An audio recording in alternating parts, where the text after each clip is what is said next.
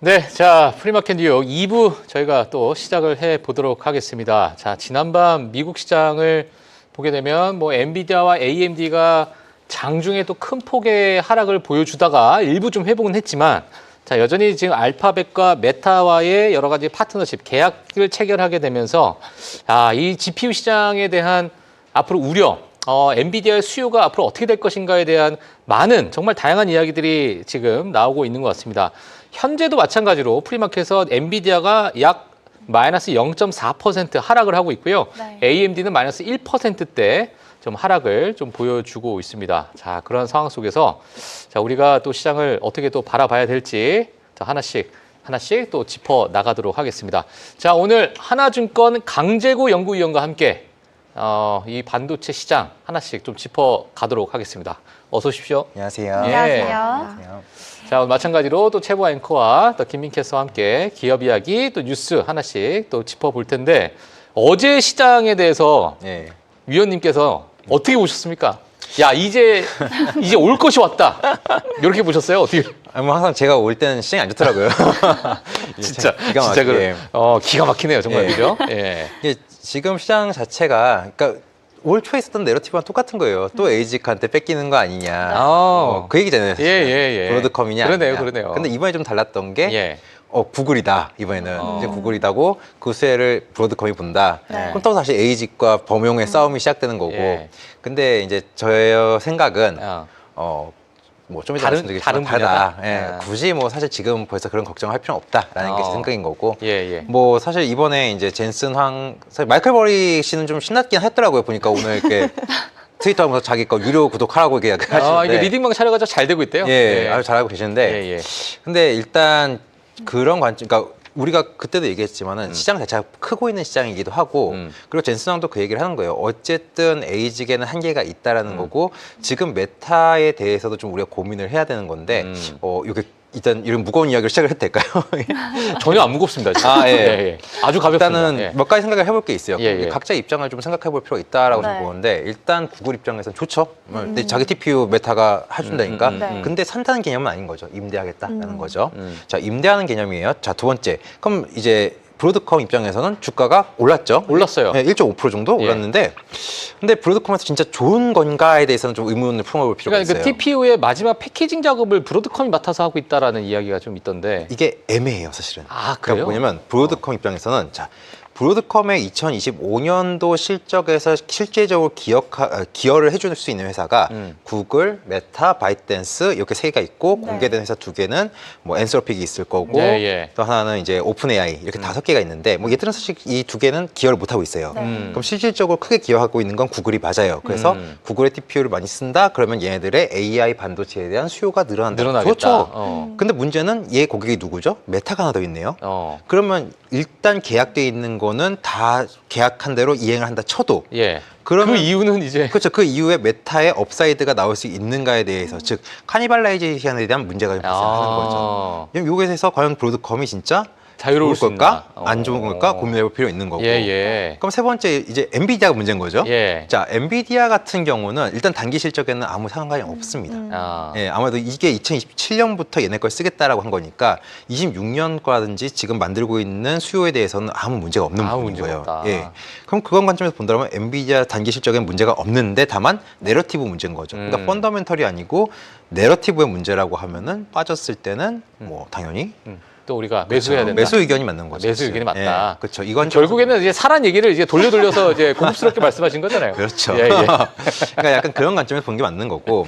그럼 이제 메타가 오히려 매력이 좀 떨어질 수 있다고 생각해요. 그러니까 메타에 대해서 사실 이제 LLM 시장에서 M7 중에서 네. 뭐 LLM이 이제 그나마 했던 애들이 예. 알파벳이 있었고 이제 코파일럿을 하겠다고 했던 마이크로소프트가 있었고 그다음에 라마를 하겠다는 메타가 있었죠. 근데 메타 같은 경우는 지금 LLM 시장에서 약한 모습을 보이고 있어요. 그게 좀 우려이기도 하고. 근데 지금 하겠다는 게 일단 얘네가 이 관점에서 봐야 되는 거예요. 메타는 왜 데이터 센터에 투자를 하는가? 네. 왜 할까요? 메타는 데이터 센터에 왜? 알파벳 같은 경우는 데이터 센터에 투자를 하면은 서버가 늘어나요. 고객들이 클라우드를 많이 사용하면서 돈을 벌어요. 그렇죠. 아마존도 마찬가지예요. 그러니까 메타는 자체 그렇죠. 자체 데이터를 돌리기 위한 네. 데이터 센터를 운영하는 거죠. 자기네들이 네. 쓴다는 거예요. 예, 즉 예. 비용인 거예요. 얘들은. 예. 그러면 얘네들 입장에서 과연 왜 TPU 얘기를 했을까라는 건데 벤더를 많이 두면은 어쨌든 가격 협상력이라든지 혹은 이제 안정성적인 측면도 있을 테고 어쨌든 비용을 좀 줄여보는 효율성 측면에서도 찾아볼 수 있는 거죠. 우리가 에이지가 하는 게 가성비 뭐 이런 내용을 하는 거잖아요. 근데 얘네 입장에서는 또 사는 것도 아니에요. 그러네요. 임대죠. 임대네요. 임대 개념인 거잖아요. 예. 근데 임대인데 이 메타의 플랫폼이나 이런 것들은 자체 플랫폼이 아니고 예. 구글 클라우드를 쓰겠죠. 아무래도 예. 얘네 걸 쓰다 그렇죠, 보니까 그렇죠. 구글에 맞춘 TPU를 쓰다 보니까 예. 소프트웨어건 간에 뭐 하드웨어건 간에 얘네 걸 쓰게 되고 임대하는 형태가 된다라고 하면 네. 마치 이 그림은 애플의 하드웨어, 아이폰 위에 플랫폼을 깔아버리니까 그 위에 구글이 얘들한테 돈 내면서 이 플랫폼을 사용하는 용과랑 비슷한 상황이 발생하는 거죠. 그러니까 이 상황은 사실은 메타보다는 구글이 더 매력적인 거고 상대의 매력을 따지면은 메타는 AI적인 측면에서는 매력이 떨어질 수 있지 않을까라는 사실 저의 요즘 개인적인 고민인 것도 있고요. 그러면 이제 AMD도 고민해야겠죠, 맞지? 저는 참 좋아하는 기업인데 예. AMD는 좀 고민을 해야 되는 게 이번에 모멘텀 중 하나가 신제품 MI450을 네. 메타가 해주겠다, 커스터마이징 하겠다. 예. 그래서 얘네들은 IP 형태로 이제 OEM 업체들한테 맡기고 그리고 자기들은 돈을 받겠다라고 얘기를 하고 있었는데 예, 예. 문제는 이 주요 고객사 중 하나, 모멘텀 중 하나가 TPU를 쓰겠다네요. 이런 문제 발생을 하면은 얘들 입장에서는 갑자기 시장이 줄어든 거 아니야 하는 걱정이 발생을 하는 걱정이 거죠. 먼저 발생하고 그것도 이제 내러티브로 이제 내러티브 작용이 거죠. 되고 있는 거고. 그렇죠. 사실은 근데 지금 당장 막 경쟁 이런 걱정은 하는 건 아니다라고 개인적으로 생각을 하고 있는데 시장에서는 이제 이런 것들에 대해서 지금 우려하고 있고. 네. 이제 워낙 노이즈가 계속 생겨 있잖아요. 엔비디아에. 그러니까 이게 대해서. 엔비디아가 저는 이런 날이 올 줄 알고 있었거든요. 저는 예측했어요. 100%. 예. 결국에는 이런 날이 분명 올 것이다. 그렇죠. 예. 근데 이렇게 빨리 올지 몰랐고. 예, 근데 이제 아니 어떤 한 기업이 예. 이렇게 중요한 이 AI 산업에 있어서 뭐 평생 독점을 할 수는 없을 거 아니에요. 결국엔 이제 예. 경쟁으로 넘어갈 수밖에 없고 거기서 이제 가장 먼저 치고 나왔던 기업이 브로드컴이었고. 그렇죠. 네. 예. 물론 이제 뭐 딥시크 때문에 한번 엔비디아가 정말 엄청난 충격을 받았던 건 있겠지만 미국 내에서 우리가 좀 보게 된다면 예. 뭐 브로드컴이 이제 A식으로 나와서 그때 당시에 야 브로드컴이 훨씬 낫다. 그 다음에 나왔던 게 이제 AMD라고 우리가 좀 봐야 될 것 같고. 그 다음에 이제 이번에 나온 게 이제 알파벳인데 결국에 이제 자체 칩 생산을 하고 있다. 자체 칩 생산을 하고 있다는 얘기는 결국에는 이 기업, 그러니까 엔비디아가 가지고 있는 GPU의 성능이 너무나도 괜찮겠지만 네. 비용적인 측면, 내가 저거를 우리는 특정한 어떠한 분야에 있어가지고 써야 되는데 그런 분야는 우리가 비용을 절감시켜서 마진율을 확 그냥 걷어내고 우리 자체만으로도 우리가 쓰게끔 생산을 하자. 그쵸. 그럼 결국에는 이제 비용으로 들어가야 될 것 같다는 생각이 좀 들거든요. 그쵸. 개인적으로. 근데 지금 AMD 지금 MI450에 대한 뭐 가격이나 이런 걸 보게 되니까 지금 엔비디아 거의 절반 가격밖에 안 되고 있더라고요. 이게 물론 이제 그 성능에 따라 조금씩 다르겠지만 그리고 성능도 그러면 절반 정도 수준이냐? 또 네. 그건 아닌 것 같아요. 네, 맞아요. 그러니까 이제 이게 애매하게 예전에 제가 또 AMD를 뭐 워낙 저도 좋아하는 기업이다 보니까 인텔과 또 비교해도 보면 인텔이 갖고 있었던 그 CPU 대비해서 가격은 라이젠이 엄청나게 저렴하게 한 30% 40% 저렴하게 가지만 인텔과 성능이 비슷하게 또 그렇죠. 가다 보니까 시장의 선택은 또 라이젠으로 점점 잠식해 나갔고. 네. 그러니까 이것도 지금 GPU의 시장에 있어서 엔비디아의 마진율은 줄어들 것 같은데 그럼 과연 그 가격 경쟁에서 AMD가 물론 이제 쿠다라는 생태가 분명히 있으니까 엔비디아에 대한 프리미엄은 분명히 줘야겠지만 이 AMD에 대한 이 반도체 칩의 수요도 상당히 많아질 거라고 저는 비용적인 측면에서 이렇게 보여지니까 이게 지금 복잡해지기 시작하는 그 알파벳은 어떻게 되는 거예요? 근데 알파벳은 예. 여전히 좋게 보는 게 맞다라고 생각을 해요. 어쨌든 네. AI로 잘 벌고 있고 자기네 그 인프라를 가지고 효율성 잘 만들어내고 있고. 예. 그러니까 알파벳 사실 이제 일반 기업들이 퍼블릭 클라우드를 활용해가지고 예. AI를 구축한다고 했을 때 네. 가장 큰 코스트, 어떻게 보면 이 사람들 입장에서는 코스트지만 얘들 입장에서는 벌이잖아요. 그렇죠. 그러니까 코스트가 가장 많이 드는 게 사실 플랫폼 비용이고 그 다음에 LLM 비용, LLM 그러니까 토큰이나 이런 것들이고 그 다음에 인프라 이런 식으로 이렇게 나가는데 그러면 사실 이 LLM과 플랫폼은 역시 이 플랫폼 기업들, 뭐 구글이라든지 이런 애들 잘하는 거고 심지어 얘네들 인프라까지 같이 하고 있는 거예요. 그러니까 이게 사실 수직 계열화돼 있다라고 표현하는 그렇죠. 거죠. 이게. 그게 수직 계열화 개념인 거죠. 그렇게 되면은 사실 알파벳 입장에서는 굉장히 좋은 상황이 되고 있는 지금 현재. 네, 맞습니다. 알겠습니다. 제가 볼 때 저 또 컨텐츠를 저희가 좀 뺐었어요. 그렇죠. 저희 김민 캐스터가 아닙니다. 한 18시간 동안 중계하시거든요. 그러니까요. 네, 저희가 근데 지금 약간 뺏은 것 민망하겠죠. 같아서 아니에요. 여기까지 저희가 하고 자 그러면, 뉴스 보면서 네. 이거 마침 하나씩. 또 이어서 좀 엔비디아랑 알파벳 관련해서 조금 예. 더 여쭤보면서 제가 브리핑을 살짝 해보려고 하는데 좋습니다. 사실 저는 이 칩 경쟁이 저희가 분명히 물론 구글 잘 가고 엔비디아 잘 가고 이건 알고 있었지만 중국과 미국의 뭔가 싸움으로 사실 흘러갔던 거를 다시 이 미국 내부에서 이런 분열이 일어날 줄 몰랐거든요.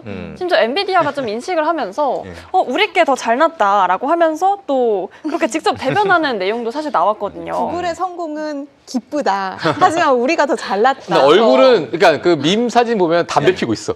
젠슨왕이 그래서 얼굴이 이제 썩어 있고. 말로는 네. 젠슨항 CEO가 말이 길어지면 뭔가 일이 나는 것이다라는 말도 있었는데 맞아요. 사실 좀 그 안을 뒤져봤더니 구글 TPU는 좀 사용하는 범용성 면에서 좀 뛰어나고 또 사실 뭐 저발열, 가성비, 저전력, 준수한 성능 이런 게 키워드더라고요. 근데 엔비디아도 그 반박을 했던 것처럼 대변을 하는 내용을 살펴봤더니 좀 범용성 그리고 고성능 근데 다만 비싸다 이런 말이 엔비디아 좀 GPU가 범용인 거죠? 아 맞습니다. 네. 어쨌든 엔비디아가 좀 범용성이 넓고 고성능에 비싸다라고 하는 이런 말들이 많았는데 좀 그러면은 어쨌든 이 상황에서 일정 수준을 넘어가면 이런 기능성보다는 가격적인 측면이 시장에서는 좀 더 뭔가 매력적이지 않을까라고 하는 좀 힌트를 얻을 수 있더라고요. 그래서 좀 살펴봤을 때 그냥 이제는 두 기업 그냥 다 잘 가고 있는 상황인데 서로 불필요한 인지를 하고 있는 거 아닌가 좀 이런 생각도 들더라고요. 그러니까 사실 이게 이런 게 있어요. 사실 뭐 기술이나 뭐 이런 것들도 있는데 주식이 또 하락하는 건 또 오너들 그렇게 좋아하진 않거든요. 사실 오너도 그렇고 이제 어떻게 보면은 그 뭐랄까 회사의 의무예요. 사실은 이런 게. 그러니까 맞아요, 본질적인 본질 외적인 부분에서 지금 이제 그러니까 우려나 이런 것들을 해명할 게 사실은 의무를 지금 다하고 있다고 저는 보고 있는 거거든요. 그러니까 물론 팩트를 기반으로 하고 있는 거고 오라클은 의무를 안 하고 있어요. 오라클 같은 경우는 아니 전 잘하고 있다고 생각을 해요. 사실 그래요? 우리가 무슨 과다 말? 생각하는데. 아, 잘하고 있어요, 오라클이? 아니 저는 뭐 잘하고 있다고 생각해요. 아, 그래요? 네, 네. 그럼요. 저보다 다 훌륭하신 분들이라서. 그럼요, 저보다 더 똑똑하고. 아니, 그렇게 따지면 저희 아무 말도 못합니다. 아니, 잘하고 계실 거예요. 네. 알겠습니다. 예. 하여튼 뭐 그래서 지금 엔비디아가 젠슨왕의 여러 가지 이야기하는 것이 네. 뭐 기업 차원에서 예. 또 이걸 좀 뭐랄까요? 너무나도 크게 우려하고 있으니까 그렇죠. 이런 부분을 우리 조금 뭐 잠재우는 뭐 그런 멘트들이 좀 나왔는데 시장에서는 그걸 또 이제 아닐 걸 뭐 이렇게 또 보고 계시는 분들도 많이 계시는 것 같고 알겠습니다. 요런 건 이제 이제 하나하나씩 많은 분석 자료가 나오겠죠. 나오면서 엔비디아 벌써 지금 뭐 뱅크 오브 아메리카에서 네. 무슨 소리야? 전혀 걱정하지 마. 완전 지금 다르다. 이미 벌써 수요가 꽉꽉 차 있어가지고 그거 걱정할 건 저기 한 2028년 가야 걱정하는 거야. 이런 뭐 이야기도 2028년 가면 걱정해야 되는 거예요? 뭐 그때 안 해도 될 거예요. 그것도 안 그래요? 해도 돼요. 안 해도 될 거예요. 아니, 젠슨왕이 좀 아까 담배 피고 약간 표정이 썩어 있었다고 하셨는데 맞는 것 같은 게 예. 그 이후에 막 기사들 나오는 거 보니까 아. 그 전체 회의에 참석해가지고 한 직원한테 너 지금 돌았어? 아. 이렇게 신경질적으로. 신경질적으로 소리를 질렀대요. 그 영어로 거의 이거 약간 저 오랜만에 듣는 게 이게 미드에나 나오는 표현이거든요. Are you insane? 이거 진짜 오랜만에 그 듣는 말이에요. 직원이 네. 마이클 버리가 좋다고 얘기했나 보다. 아, 그런가요? 아니, 근데 그 관련된 내용이 그거였대요. 예. AI 사용을 줄이려고 하니까 네. AI 사용 왜 줄이는 거야? 더 늘려야 될 판에 AI로 안 되는 일이 없으면 어. AI로 무조건 밀어붙여. 이러면서 승질을 내고 나갔대요. 예, 그래요? 네. 언제요? 30분 전에? 아, 30분 전 아니고 한 12시간 전에? 12시간 전에? 오, 알겠습니다. 자, 그만큼 이제 또 예민한 뭐 그런 시장의 분위기가 있었다. 이렇게 말씀을 좀 드리도록 하겠습니다. 자, 뉴스 하나만 더 보고 또 이야기 이어나가도록 하겠습니다. 이번에는 좀 9월부터 저희가 셧다운 이슈로 인해서 줄줄이 좀 지표들이 밀렸었는데 예. 그 내용들이 또 뒤늦게나마 나왔다는 소식부터 함께 전해드리겠습니다. 이 열어봤더니 시장의 12월 금리 인하의 기대가 좀 빠르게 높아지고 있다로 함축할 수 있겠는데요. 9월 소매 판매와 또 생산자 물가 지수는 9월이긴 하지만 이 소비 지출 둔화와 또 인플레이션 진정세는 좀 어느 정도 확인됐다라고 알 수 있었습니다. 이어서 또 11월 소비자 신뢰 지수는 고용과 경기 불안의 영향으로 7개월 만에 큰 폭으로 좀 떨어졌고요. 11월 8일로 끝난 이 ADP 민간 고용 역시도 또 노동시장의 냉각을 어느 정도 보여주기도 했습니다. 이런 흐름을 반영해서 이 스와프 시장은 12월 금리 인하의 가능성을 약 80%까지 반영하고 있다라고 하는 보도들이 나왔는데요. 여기에 또 저희가 어제 전해드린 내용 중에 일부긴 하지만 이 차기 연준 회장 후보로 이 케빈 헤셋 백악관 국가경제위원회 위원장이 또 유력하게 검토되고 있다라고 하는 후속 보도가 나오면서 시장의 금리 인하에 대한 기대감은 좀 커지고 있다라고 하는 쪽으로 좀 기울고 있는 것 같긴 한데 네. 사실 이렇게만 기조가 좀 이어진다라고 보면 우리가 연준 의장을 좀 생각했을 때 뭔가 여러 면에서의 판단을 하면 좀 저금리 기조를 앞으로 유지할 것이다라고 하는 그런 측면도 좀 넓게나마 볼 수 있는 것 같긴 하거든요. 네. 지금으로서는 뭔가 이 변동성과 기대감이 좀 공존하고 있긴 하지만 시장은 금리 인하를 굉장히 바라고 있긴 하잖아요. 이 기대감이 유지가 될까요? 과연 이 FOMC 회의 전까지? 아무래도 이제 그러니까 지금 어제 나온 PPI 같은 경우는 예상 수준에 나온 것 같아요. 그러니까 결국은 우리가 걱정하고 있는 게 너무 세게 나오면 안 되는 거고 그냥 예상 수준만 나오면 되는 거예요. 맞아요. 네. 네. 그리고 그러니까 시장이 싫어하는 거는 튀면 안 불확실성인 돼. 거잖아요. 그렇죠? 네. 불확실성인 거죠. 이 네. 시나리오가 우리는 연준이 인하를 할 거다라는 기대를 하고 있는 건데 갑자기 뭔가 변수가 발생을 하면은 이 시나리오가 다 깨져버리는 거예요. 그러면 불확실성이 되는 거고 시장은 불안해할 거예요. 어제 같은 경우도 PPI 발표하고 나서 좀 고민이 살짝의 나쁜 고민은 아니었고 왜 이랬을까 보면은 이제 PPI가 두 개가 있잖아요. 하나가 헤드라인 있고 이제 에너지하고 식음료 뺀 거, 근원, 그러니까 코어라 부르죠. 그게 있는데 그러면 이제 상대적으로 헤드라인이 세다는 거는 식음료나 혹은 에너지 가격이 올라갔다는 건데 에너지 가격 때문이라고 얘네들도 설명을 하고 있어요, 실제로. 근데 지금 그러면 이제 에너지가 계속 올라줄 수 있는가 좀 고민을 또 해봐야 되는 거잖아요. 그런데 구조적으로 진짜 에너지가 오를 수 있을까? 트럼프는 계속 드릴 베이비들이 얘기하고 있고 그리고 지금 오펙에서는 공급에서 지금 이제 예상보다 이제 유가에 좀 부정적인 얘기들을 좀 하고 있고 그리고 뭐 공급관이 가능성 얘기하는 거 심지어 러시아하고 우크라이나는 지금 트럼프가 강제로 악수를 시키려고 하는 상황이에요. 맞아요. 아니, JP모건이랑 골드만삭스는 내년이면은 공급 과잉으로 유가가 $30까지 내려갈 거라고 지금 거의 반토막이거든요. 지금 가격 대비해서. 근데 우리 유가 마이너스 봤잖아요. 아 그렇긴 하죠.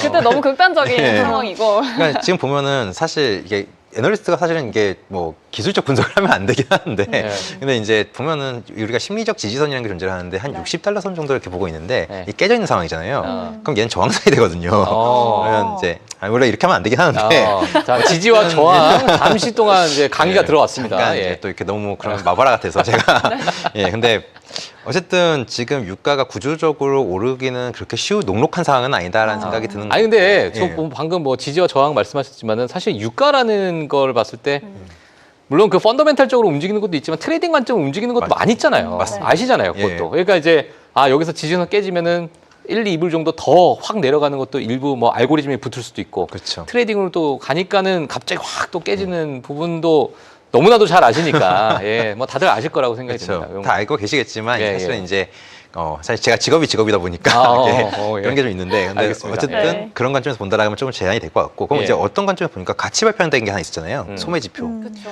그러니까 물론 고용 지표도 발표가 됐지만은 사실 ADP도 중요하긴 하지만 전 소매 판매가 조금 이렇게 위축이라기보다는 좀 그렇게까지 활발해 보이진 않다. 그러니까 두 가지 관점에서 볼 수 있을 것 같은데 뭐가 위축됐나 막상 항목을 보니까 뭐 필수로 쓰는 식음료라든지 이런 것들은 그래도 괜찮았어요. 그런데 의류라든지 레저라든지 우리가 여가로 즐기는 것들, 그러니까 사치라기보다는 어떻게 보면 재량껏 쓸 수 있는 이미 것들, 소비재 같은 느낌. 네, 그렇죠. 이미 소비재들 이런 것들은 줄었어요. 전월 대비해서. 그럼 딱 두 가지 관점일 것 같아요. 진짜 소비가 안 좋거나 아니면은 12월 달에 쇼핑 시즌이 있으니까 이걸 아껴놨거나 둘 중에 하나를 볼 수 있는 거죠.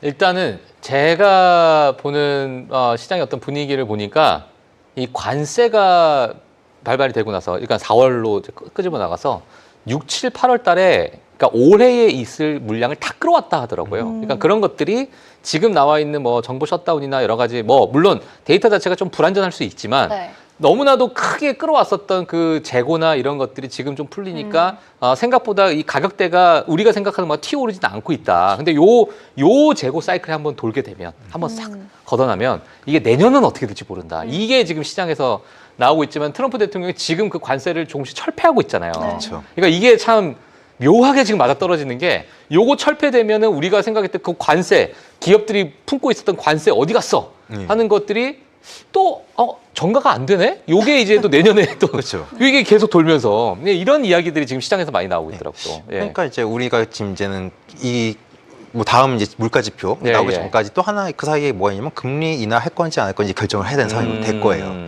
그러면 이제 연준은 의사결정을 해야 되는 거죠. 연준은 이제는 뭐 다음 데이터는 없어요. 이제는 예, 그냥 예. 이 의사결정을 해야 되는 상황인 건데 예.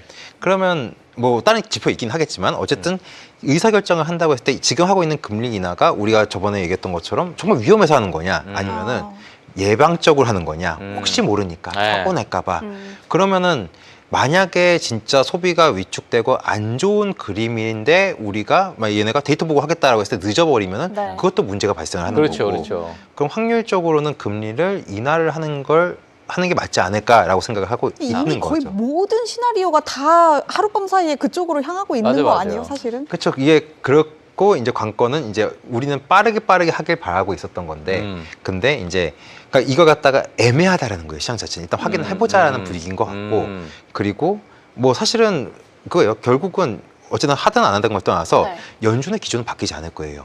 연준의 방향성은 한번 정해놓은 거는 신뢰를 위해서 특별한 이슈가 있지 않은 이상은 뭐 얘기겠죠. 경제는 건전하고 소비도 완만하게 둔화돼 있고 뭐 어떻게 돼 있고 뭐 어떻게 하고 그래서 우리는 현재 기조를 유지하겠습니다. 해서 금리 인하 기조를 유지한다는 말을 할 확률이 높다고 저는 생각을 해요. 예, 예. 그렇기 때문에 이게 꺾이지 않는 이상은 예. 사실은 그렇게까지 우려하실 부분은 아닌 것 같다. 아. 그 메리 데일리 샌프란시스코 연은 총재가 원래 파월 의장이랑 다른 의견을 내지 않아왔던 인물인데 이제는 데일리 총재도 금리 인하를 지지한다고 말을 했기 때문에 시장에서는 사실 파월 의장의 의견도 그녀와 다르지 않을 거다. 이런 이야기를 하고 있으니까 어제 저희 민캐스터랑 PM10에서 네. 크리스마스 전에 새 연준 의장 후보가 나올 거다 이야기를 좀 맞아요, 드렸는데 맞아요. 예. 저는 그것도 보면서 사실 이런 얘기를 굳이 지금 왜 할까? 금리 인하를 정말 하라고 약간 압박을 엄청나게 넣는 수준의 그게 맞아요. 아닐까. 심지어 오늘 발표된 인물은 또 트럼프 최측근. 이러니까 사실은 금리 인하가 이제는 기정사실화라는 표현을 써도 무방하지 않을까라는 생각도 좀 드는 것 같긴 해요. 알겠습니다. 일단 뭐 금리 인하에 대한 기대감은 여전히 지금 있는 상황이고 제가 뭐 페드워치 툴을 보니까 좀 85%까지 또 올라가 있더라고요. 예. 예, 그만큼 뭐 물론 이게 또 확 또 이건 뭐, 뭐 제가 엊그저께는 30%대 30%였어요. 그게 이제 지금 85까지 올라갔다는 얘기는 네. 모른다는 얘기야 아직. 그렇죠. 예. 하여튼 뭐 그렇습니다. 자, 그래서 하나만 더 짚어보고 싶은데 예, 예, 예. ADP 고용 관해서 좀 내용이 나왔는데 금리 인하에 대한 내용은 조금 오케이 이런 내용은 좀 확인이 됐다가 쳐도 금리 인하에 대한 내용 오케이 무슨 오케이? 가능성이 좀 높아졌다는 아. 내용을 아, 봤을 때 네. 근데 이제 주식시장 전반적으로 봤을 때는 좀 실업률이 높아지다 보니까 이 부분에 대해서는 우려점이 하나도 없을까요?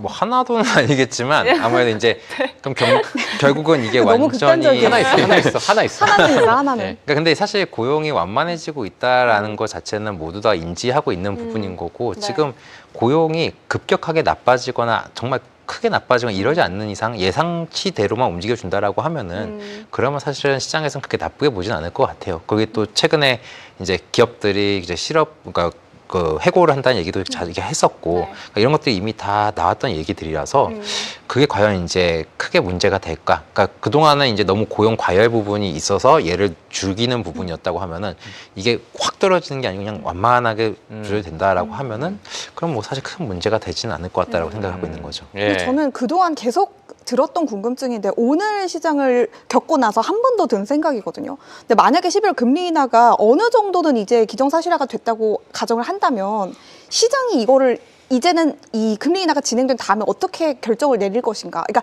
기대감이 선반영됐다고 볼 것인가 아니면 정말 연말 랠리로 네. 다시 한번 치고 나갈 수 있는 기회가 있을 것인가. 여기에 대해서도 생각보다 별 반응이 없을 수도 있다고 생각은 또 들거든요. 이제 뭐 2월 10일이잖아요. FOMC. 산타로 가겠죠, 이제.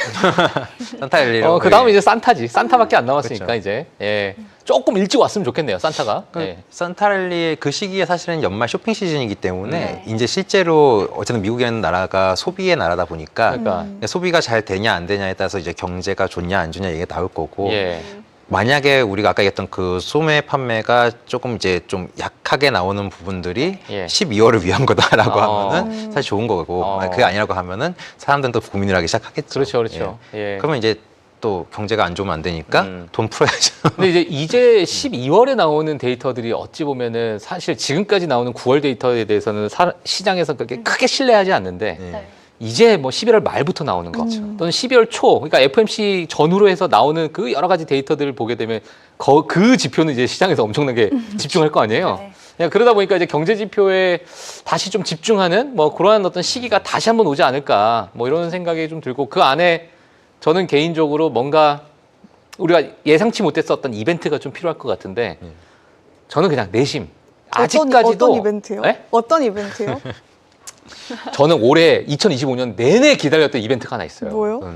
휴머노이드 언제 나오나. 아. 이게 원래 연말에 나온다 그랬었거든요. 근데 이게 또 내년 초에 나온다고 했는데 저는 이제 그러한 어찌 보면 뜬금없는 휴머노이드가 갑자기 덕 나와가지고 뭐 뛰어다닌다든지 막 브레이크 댄스를 네. 춘다든지 이제 옵티머스가 예. 뭐 하여튼 이런 것들이 나오게 되면 야 기술이 저기까지 왔어? 라는 뭐 약간 시장의 분위기. 그럼 이제 엔비디아 다음 구글 다음 테슬라인가요? 테슬라죠. 테슬라입니다. 자, 이제 준비하시면 됩니다. 이제 마우스만 있으면 되니까 그냥 깔딱깔딱 하면 되겠죠. 이제. 네, 알겠습니다. 자, 그러면 오늘 이제 기업 이야기로 넘어가면서 오늘 또 여러 가지 실적에 관련된 기업 이야기인데요. 어떤 기업인지 들어보도록 하겠습니다. 네, 오늘도 실적 두 기업 살펴보도록 하겠습니다. 일단 PC 그리고 프린터 제조사인 휴레패커드 볼 텐데요. 수치부터 보도록 하겠습니다. 회계연도 4분기 실적이고요. EPS는 93센트, 매출은 146억 달러로 모두 예상치를 상회했습니다. 다만 다음 분기, 즉 2025 회계연도 1분기 가이던스를 부진하게 제시하며 주가는 현재 프리마켓에서 4% 넘게 밀려나고 있습니다. 휴레패커드는 1분기 EPS 가이던스를 73센트에서 81센트로 제시를 했는데요. 중간값으로 계산하면 예상치였던 79센트보다 낮고요. 2025 회계연도 전체 EPS도 2달러 90센트에서 3달러 20센트로 내다봤지만 이 역시 예상치인 3달러 33센트를 밑도는 수준이라고 할 수가 있겠습니다. 구체적으로는 PC 부문 매출이 AI 기능 탑재 PC에 대한 관심도가 높아지며 전년비 8% 증가한 103억 5천만 달러였고요. 반면 프린터 부문 매출은 전년비 4% 줄어든 42억 7천만 달러로 집계가 됐습니다. 휴레패커드는 PC에 들어가는 메모리칩 비용이 상승함에 따라 데스크톱과 노트북 등의 소매 가격이 올랐고 이에 따라 기기의 교체 주기가 늘어나고 있다라고 분석을 했고요. 이에 대한 대안책으로는 불필요한 메모리칩의 배치를 줄이고 여러 공급 업체들과의 계약을 다변화시키는 등 단가를 낮추기 위해 각고의 노력을 하고 있다며 가격 인상은 반드시 필요할 때만 할 것이다라는 입장을 밝히기도 했습니다.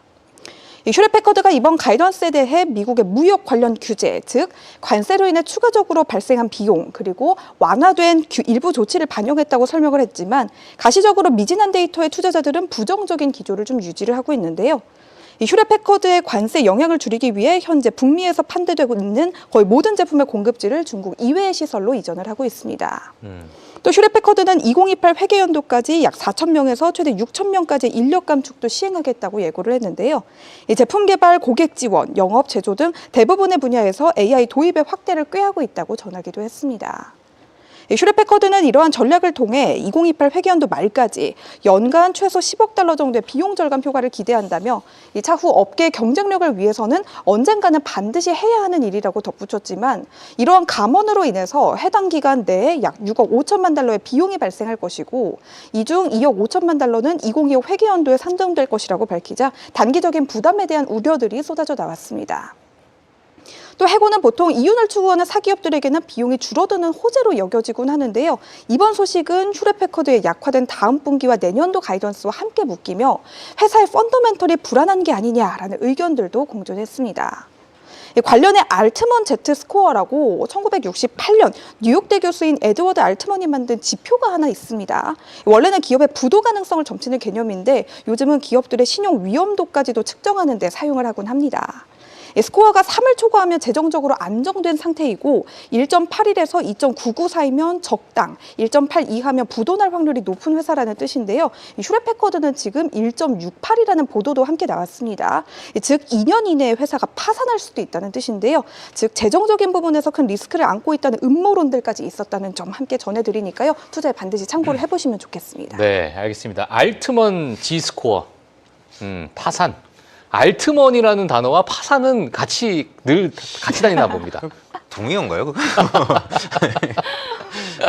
자, 하여튼 지금 1.8 이하면 부도날 확률이 높은 회사인데 네. 지금 1.68이다라는 그러한 이야기도 있었고 감원에 대한 이야기도 있었고 그리고 이제 중국 외 지역에서 이제 생산을 하겠다라고 했는데 지금 또 미국과 중국의 사이가 너무 또 괜찮아지고 있잖아요. 그렇죠. 약간 좀 엇박자를 탄 것 같은 느낌도 들긴 하는데. 아니에요. 언제 또 싸울지 몰라요. 그렇죠, 맞아요. 언제 또 싸울지 모릅니다. 당장 이제 확인되지 않은 내용이다. 이렇게 또 말하면 또 시작이죠. 그렇죠. 근데 그렇죠. 이번에 뭐. 힐 패커드 실적 자체에 대해서 저는 그냥 개인적인 드는 생각은 메모리가 좋구나라고. 맞아요. 메모리가 좋은 거예요, 지금 현재. 사실 얘네들 마진 나빠진 것도 메모리 가격이 올라서 그런 거거든요. 음. 그러니까 그런 관점에서는 그러면 뭐 우리나라도 좋겠구나, 혹은 마이크론 같은 애들도 그렇죠. 좋겠구나, 예. 메모리 좋겠구나, 이런 관점으로 보게 되고. 예. 모르겠어요. 사실 저는 이 기업 좋은 회사인 건 알겠는데 예. 굳이 뭐 손을 댈 필요가 있을까라는 생각을 하고 있는 입장이라서. 예전에 네. 좋았죠, 예전에. 그렇죠. 예. 지금 알겠습니다. 자, 힐패커드에 대한 실적 이렇게 우리가 한번 좀 짚어봤고요. 자, 그리고 또 제가 뉴스로도 넘어가서 어떤 뉴스가 있는지 좀 확인해 보도록 하겠습니다. TSMC 관련해서 함께 이야기를 잠깐 해보려고 합니다. 좋습니다. TSMC가 폭증하는 AI 칩의 수요에 대응하기 위해서 이나노 공장을 기존 계획보다 3곳이나 더 늘리라고 했다는 그런 보도가 함께 나왔습니다. 추가 투자 규모만 약 286억 달러에 달하고 또 1.4나노 공정에도 이미 착수한 것이다라고 하는 보도도 함께 나왔는데요. 이번 발표는 AI 칩 경쟁이 더 빠르게 과열되고 있는 상황에서 TSMC가 초미색 공정 주도권을 더 확실하게 가져가겠다, 이런 의지를 보여주고 있습니다. 단기적으로 엔비디아가 좀 최근 흔들리면서 TSMC 역시도 함께 조정을 받았지만 구조적으로 좀 살펴봤을 때는 이야기가 다르다라고 하는 내용도 확인이 됐는데요. AI 칩 경쟁의 핵심 병목은 설계가 아니라 좀 생산에 있다라는 점에 주목해 보시면 좋을 것 같습니다. 직접 칩을 설계하는 기업이 계속 늘어나고 있는 가운데 실제 생산을 또 안정적으로 맡길 수 있는 파운드리는 사실상 TSMC가 유일합니다. 초미세 공정에서의 기술력 또 수율 격차가 워낙 크기 때문인데요. 그래서 시장에서는 지금의 이 TSMC 조정이 AI 테마에 대한 단기적인 좀 부담으로 작용을 하는 것이고 좀 장기적인 관점으로 봤을 때는 그 수요와 그 전망까지는 이어지지 않을 것이다 라고 하는 좀 긍정적인 시각도 함께 이어지고 있다고 합니다. 예, 알겠습니다. 자, TSMC는 걱정을 할 필요가 있을지 모르겠습니다만, 그죠? 예, 꽉 차 있다 보니까 증설을 해야만 이것을 소화할 수 있고 일정에 맞춰서. 그리고 2나노, 3나노라는 어찌 보면 정말 전 세계에서 독보적인 그러한 어떤 기술력을 지금 가지고 있는 상황에서 뭐 생산 캐파부터 해서 또 시장의 점유율부터 해서 또는 가격까지도 올리려고 하는 그러니까 가격 올린다는 얘기는 사실상 독점하고 있다는 얘기거든요. 그러니까 이제 본인의 어떤 가격 결정력도 있는 그런 기업으로서 최근에 보이고 있기 때문에 뭐 2027년, 2028년까지도 걱정 안 해도 될. 뭐 지금 엔비디아, 뭐 TPU, 뭐 싸우고 자기네들끼리 이런 애 저런 애 뭐 어쩌고 해도 그거 다 TSMC가 만들고 있으니까. 그렇죠. 예, TSMC는 그냥 그래 너희들 뭐 싸워라 싸워 이러고 이제 자기는 이제 계속 증설해 나가서 또 만들어 나가니까 뭐 그런 상황에서는 이제 TSMC가 어찌 보면 정말 투자에 있어서 안정적인 어떤 유일한 대안이 아닐까라고 생각도 들기도 합니다. 그렇죠. 사실상 예. 우리가 흔히 표현하는 꽃놀이핀 거죠, 얘는. 꽃놀이핀. 네, 꽃놀이핀 거죠. 예. 뭘 해도 상관없던 거예요. 예, 누가 예. 잘하던, 뭐 누가 에이직을 만들던. 아무나 이거 이거 맞아요. 아무나 이겨라. 많이만 돈 써줘라. 네. 우리는 할 테니까. 어. 뭐 공급 병목 생겼어. 그럼 우리가 가격을 올릴게. 이런 식으로 되는 거예요. 그렇죠. 그러니까 얘들 입장에서는 나쁠 게 없다라는 거고, 어. 사실 그거에 이제 뭐 대항마라고 하기에는 조금 그렇긴 한데, 이제 파운드리 기업이 2개가 더 있잖아요, 지금. 인텔과 삼성. 우리나라에 잘하는 삼성이 이렇게 있는데, 잘하고 있는 건 맞지만 네. 아직까지 물량적인 측면이나 혹은 이제 사실 이 고객사들 입장에서도 사실은 TSMC한테 좀 더 맡기고 싶어 해요. 아무래도 수율적인 측면도 그렇죠. 그렇고. 네. 그래서 모 회사랑도 얘기를 해보면은 그냥 이제 좀 선호한다. 그러니까 좋은 편으로 관계를 좋게 맺고 있다라고 했었는데, 네. 그러니까 제가 물어봤어요. TSMC 공장의 캐파가 꽉 차 있는데 당신들 거 생산해줄 그런 게 있겠냐, 공간이 여력이 있겠냐. 있냐고? 그랬더니 예. 어느 정도까지냐면 자기네가 그러니까 이런 거죠. 휴대폰 애플이나 퀄컴의 그러니까 성수기가 있어요. 9월달이나 뭐 이럴 때 성수기 네. 때는 자기네들이 생산을 될 수 있으면 양을 줄여서 요청을 하고 그리고 비수기 때 조금 더 이렇게 주는 방식으로 해가지고 그래서 조금 더 우호적인 관계를 맺으면서 예. 조금 그러니까 더 이제 물량 확보하고 있다 하더라고요. 아니, 비수기는 우리가 챙겨줄 테니까 그쵸. 성수기 때 우리한테 좀 줘. 네. 비수기 때 너한테 많이 줄게. 그렇죠. 요거 이런 식으로 해가지고 생산을 유연성 있게 가져가는 기업들도 있고요. 어떤 기업입니까? 주시셔가지고 그래요? 제가 주세요. AMD?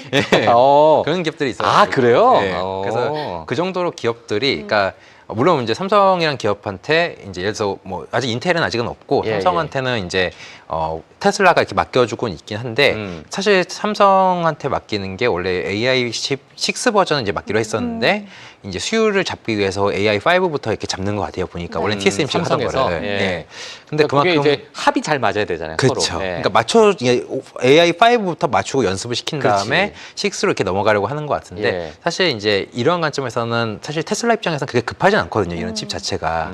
근데 당장 급한 애들은 플랫폼 기업이다 보니까 플랫폼 기업들은 뭐 엔비디아라든지 브로드컴이라든지 AMD 칩을 써야 되는 거고 이런 기업들은 지금 현재로는 TSMC 걸 선호하고 있는 상황인 거죠. 그러면 지금 파운드리는 사실상 얘네가 주로 돌아가고 있다라고 보시면 될 것 같아요. 그 테슬라 말씀하셔가지고 네. 테슬라가 최근에 그 가이던스를 제공을 하면서 일론 머스크가 이런 얘기 했잖아요. 내 머릿속에 딱 두 가지밖에 생각 안 나는데 맞아요. 하나는 AI5 예. 칩 또는 AI6 예. 반도체 칩 또 하나는 휴머노이드. 이거 딱 맞아요. 두 개만 나는 내 머릿속에 네네. 있다. 예.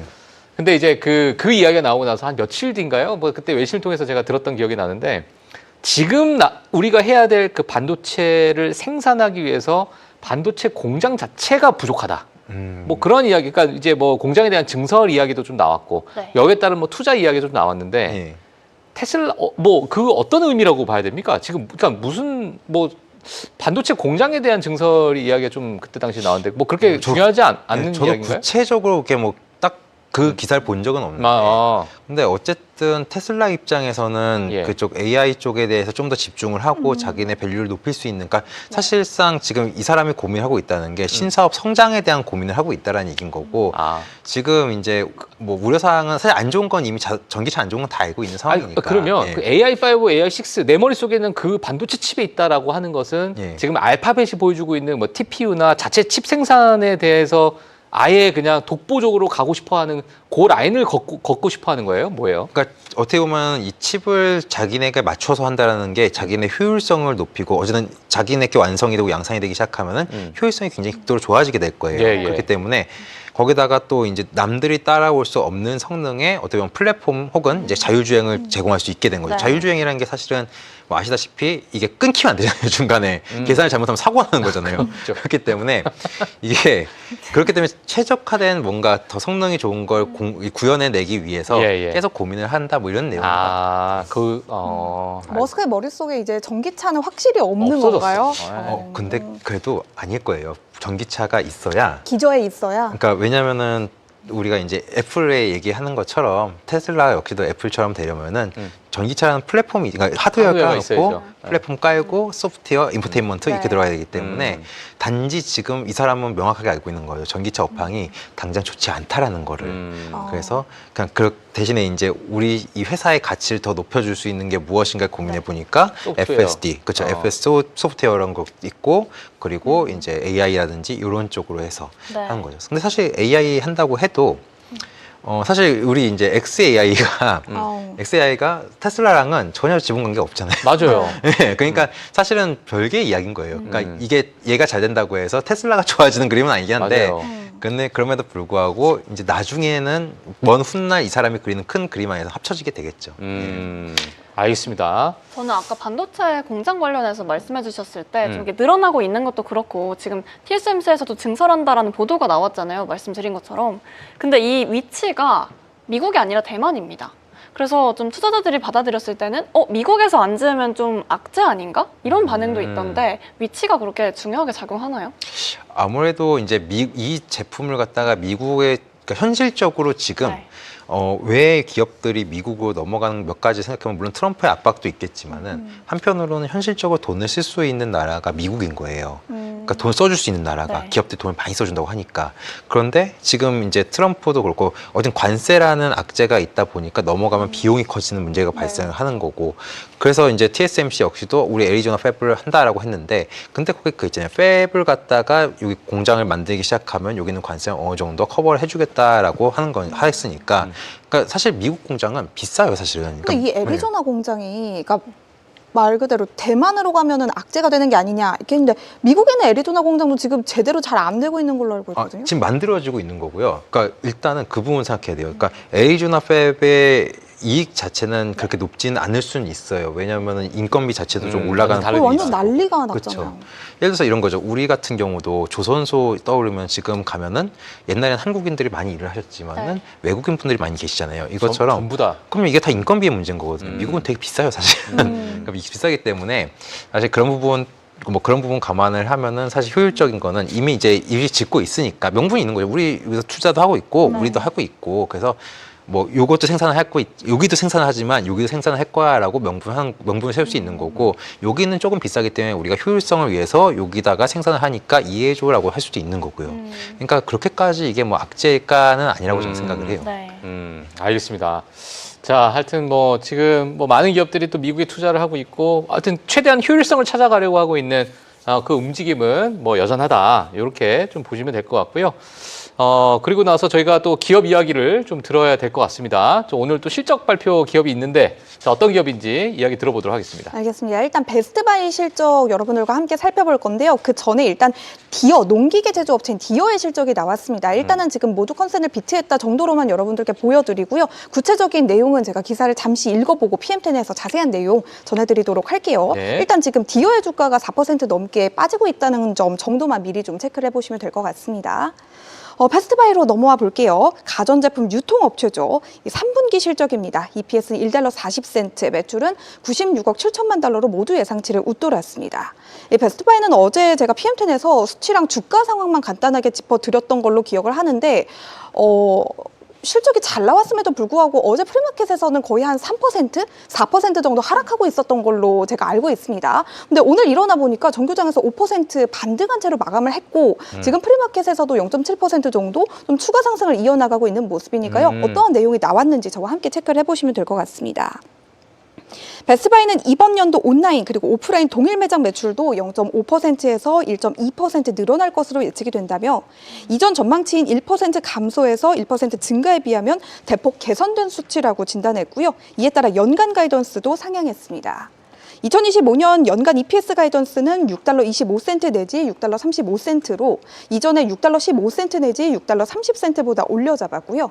2025년 연간 매출 가이던스 역시 416억 5천만 달러 내지 419억 5천만 달러로 이전에 411억 달러 내지 419억 달러보다 특히 하단을 크게 높였습니다. 코리 베리어 베스트바이 CEO는 실적 발표 이후에 진행됐던 어닝콜을 통해 아이폰 17, 닌텐도 스위치 2, 그리고 AI 기능을 보유한 노트북 이렇게 세 가지 카테고리의 판매가 아주 강한 호조를 보이며 전자기기 전 부문에서 모두 좋은 매출을 기록했다고 자평했고요. 이 고객들이 전자기기를 교체하는 주기와 혁신적인 제품들이 시장에 등장하는 시즌이 맞물리며 우리의 사업 영역이 가진 독특한 강점을 잘 발휘할 수 있었다고 강조했습니다. 모든 미국의 소매업체들이 기다리는 시기죠. 이 흥미로운 연말연시 홀리데이 시즌을 대비하기 위해서 우리는 잘 준비하고 있다라고 언급을 하기도 했습니다. 여러 가지 세일들도 함께 기획 중이라고 해요.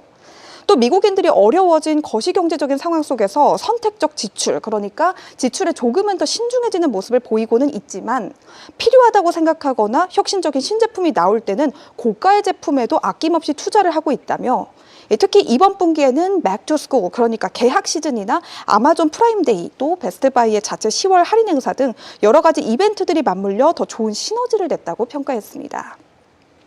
이 베스트바이는 앞으로 미국 주택시장의 침체가 회복됨에 따라 가전제품의 구매가 늘어날 수 있고 AI 제품에 대한 개인들의 관심도가 높아지고 있다는 점, 그리고 특히 장기간 이어진 인플레이션의 피로감을 느낀 대중들이 이제는 일종의 반발 소비의 일종으로 필수 소비재가 아닌 임의 소비재에 지출하고 싶어하는 시기가 도래한 것 같다라고도 분석을 하기도 했습니다.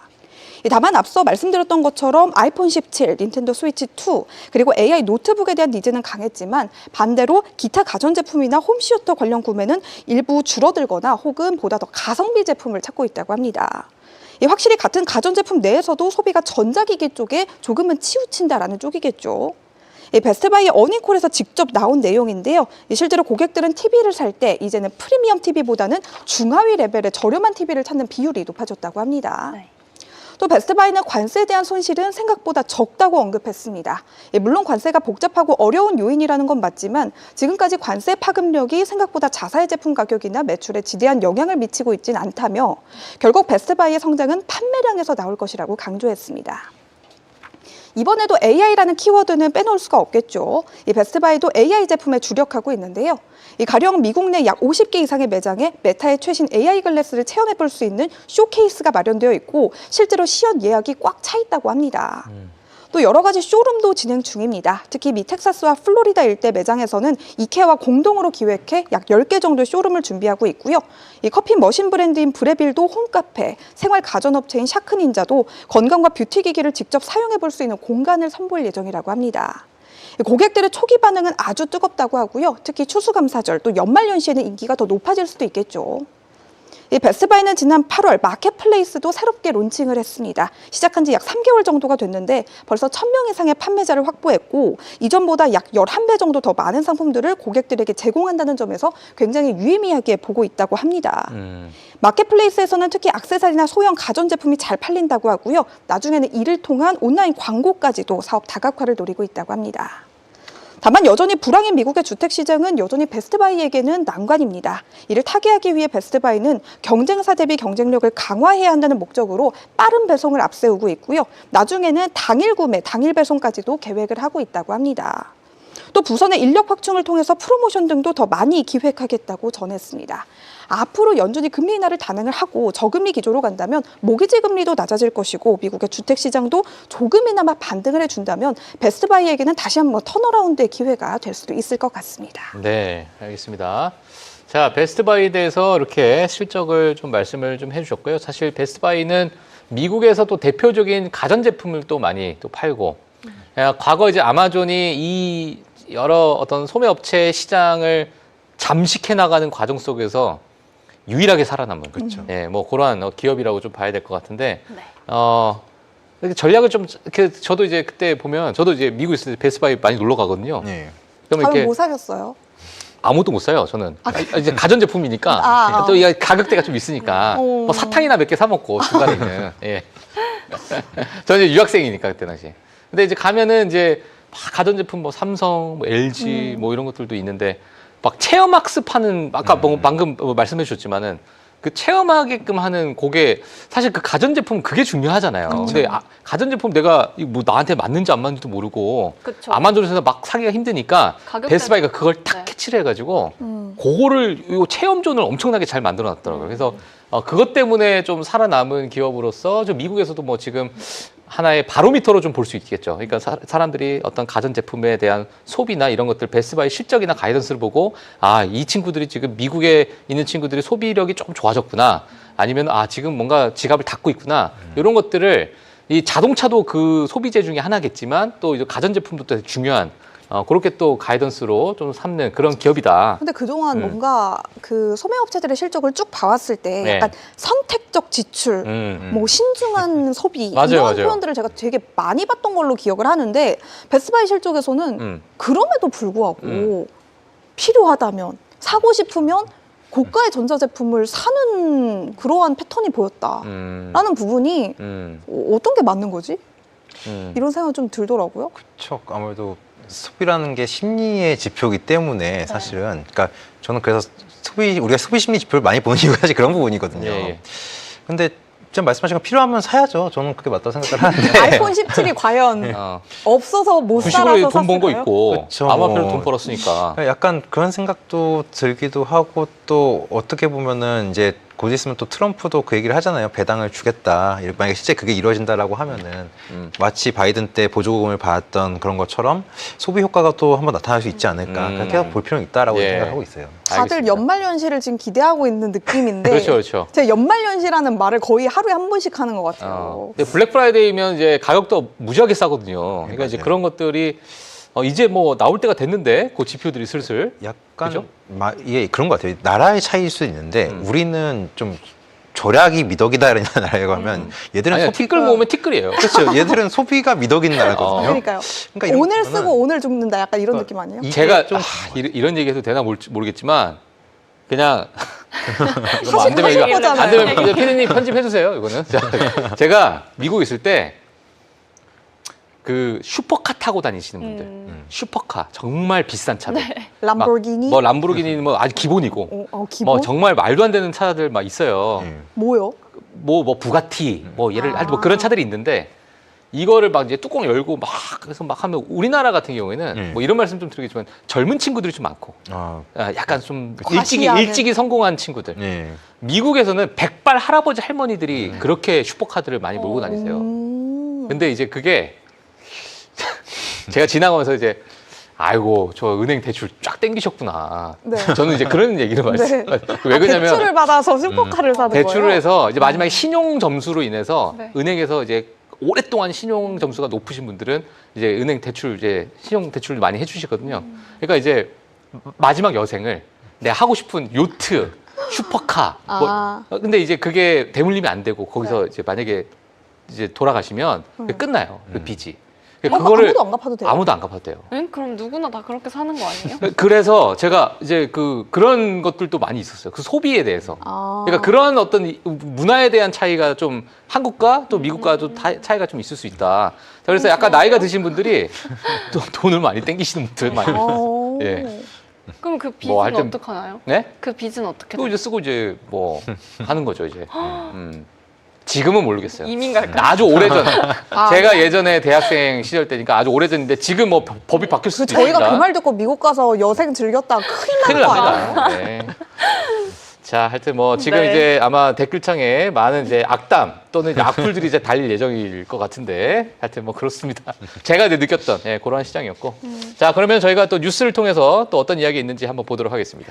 아까 저희 테슬라 얘기가 잠깐 나왔잖아요. 실제로 유럽 쪽에서도 이 급감했다라는 보도가 지금 나왔는데 그 내용들도 함께 짚어보도록 하겠습니다. 어제 나온 이 10월 신차 등록 수가 7,000대도 안 됐다라고 하는 내용이 나왔는데요. 작년에 비해서는 반토막이 난 수준이고요. 또 이제 벌써 개월수로 따졌을 때도 10개월 연속으로 또 하락하는 모습을 보이고 있다고 합니다. 그 자리를 채우듯 테슬라가 사라진 자리에는 BYD가 유럽에서 엄청 공격적으로 들어오고 있다라고 하는데요. 또 여기다가 일론 머스크가 계속 정치 얘기를 또 하면서 소비자들 사이에서는 이것도 또 별로다 이런 이야기도 함께 오고 가고 있더라고요.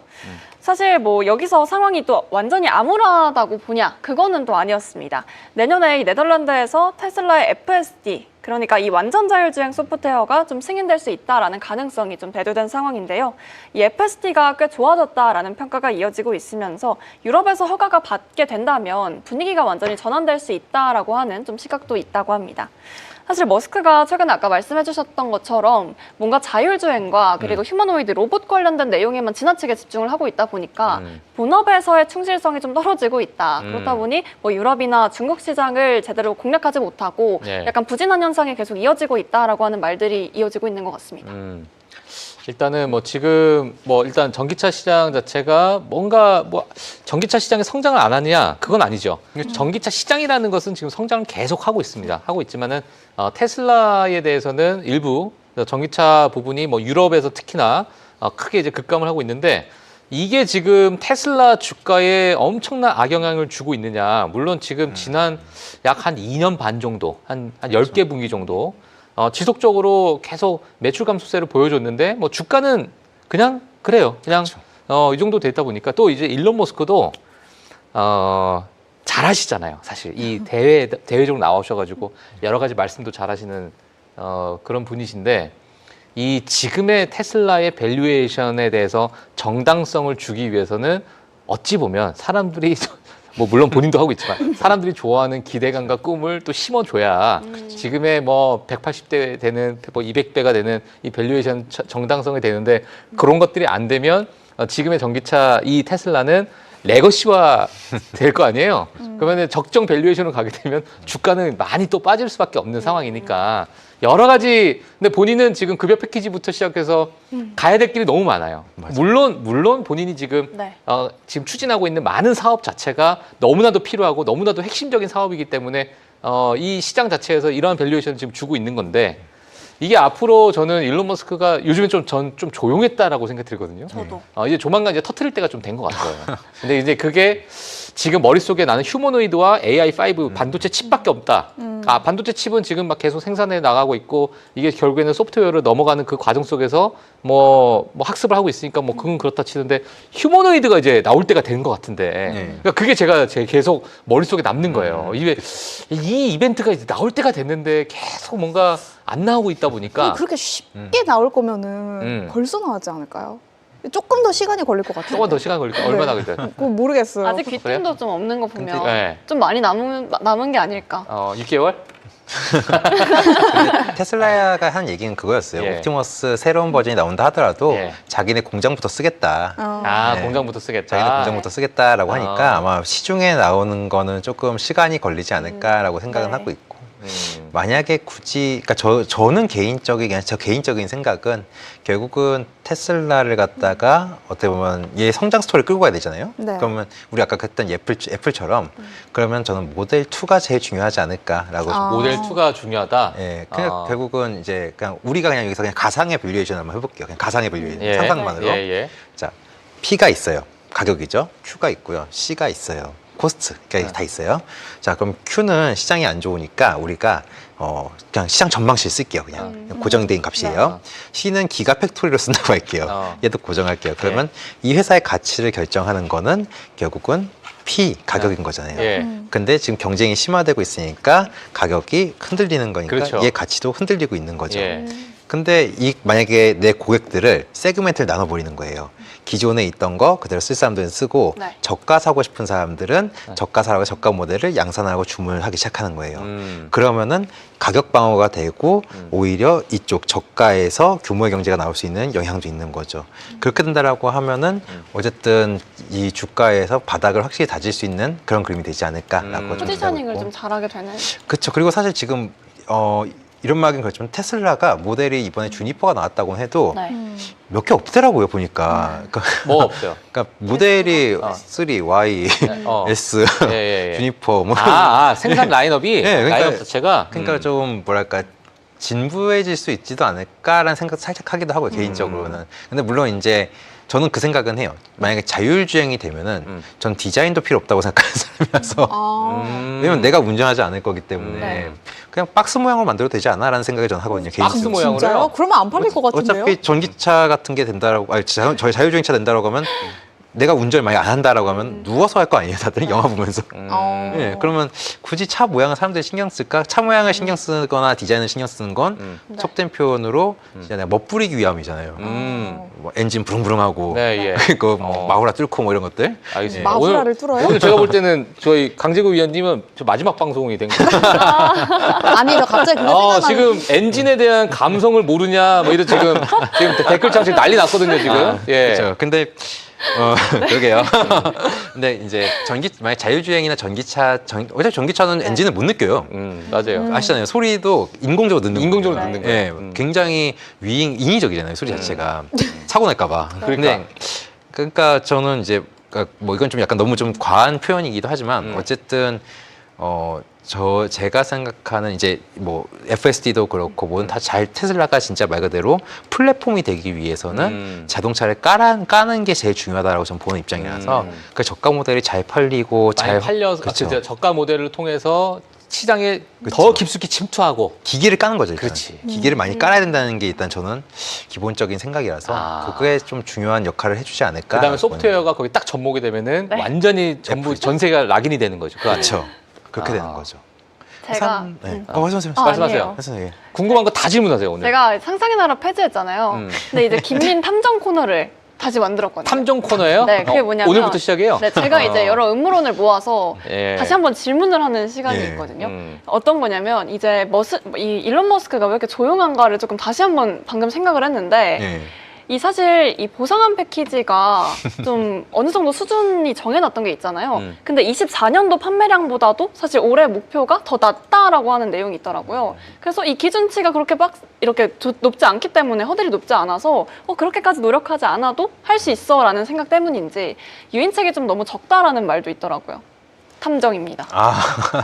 그러니까 제가 지금 정리가 잘 안 돼서 그런데. 다시 질문 좀 다시 정리해서. 아, 네, 그러니까 예. 너무 탐정스러웠어 방금. 예. 사실 정리가 안 돼요. 예. 24년도 이제 예. 테슬라의 판매량이 25년도에 생각을 했을 때 네. 뭔가 기준치가 엄청 높지 않기 때문에 일론 머스크가 아. 그렇게 노력을 할 만큼 전기차 시장이 활성화되지 않아도 괜찮다라는 생각을 좀 하고 있는 뭐 일지도 근저효과가. 생각하고. 근데 머스크가 액션을 취한다고 해서 판매량이 늘거나 그럴 것 같지는 않거든요. 저는 근데 그러니까 이런 거죠. 그러니까 만약에 그러니까 최근에 활동 가장 열심히 했을 때가 정부에 있을 때였거든요. 맞아요. 근데 욕 많이 먹었잖아요. 그럼 판매량이 주는 효과는 있을 수 있을 것 같아요. 왜냐면 아무래도 이제 근데 그 전부터 계속 많이 트위터, X죠? X 많이 네. 하시고 하셨던 분이라서 과연 진짜 사실 이 사람, 그러니까 테슬라가 사실은 이게 약간 컨퍼런스 콜이 좀 느낌이 달라졌어요. 예전 같았으면은 네. 혁신을 모두가 기대를 했는데 지금은 혁신보다는 얼마나 안 망가졌는가 이런 것도 보고 싶어 하는 것 같고 그러니까 뭔가 혁신을 내나 하는데 네. 더 이상 나올 게 있어라는 의구심을 갖다 보니까 실망도 좀 큰 것 같긴 해요. 그러니까 예전에 마스터 플랜이라 그래서 1, 2 나올 때는 맞아요. 그 갭이 엄청 컸거든요. 네. 맞아요. 야, 이런 걸 생각했어? 근데 마스터 플랜 3에서 4 넘어갈 때는 뭐 비슷하구만. 뭐 이렇게 돼버렸어. 그죠? 예, 최근에 그 어떤 그 비율을 보면 뭐 그런 것들도 사실 이제 어느 정도 우리가 생각하는 그러니까 시장 자체가 이미 벌써 네. 엄청나게 상향 평준화가 됐어요. 너무 너무 높아. 다 똑똑해지시고.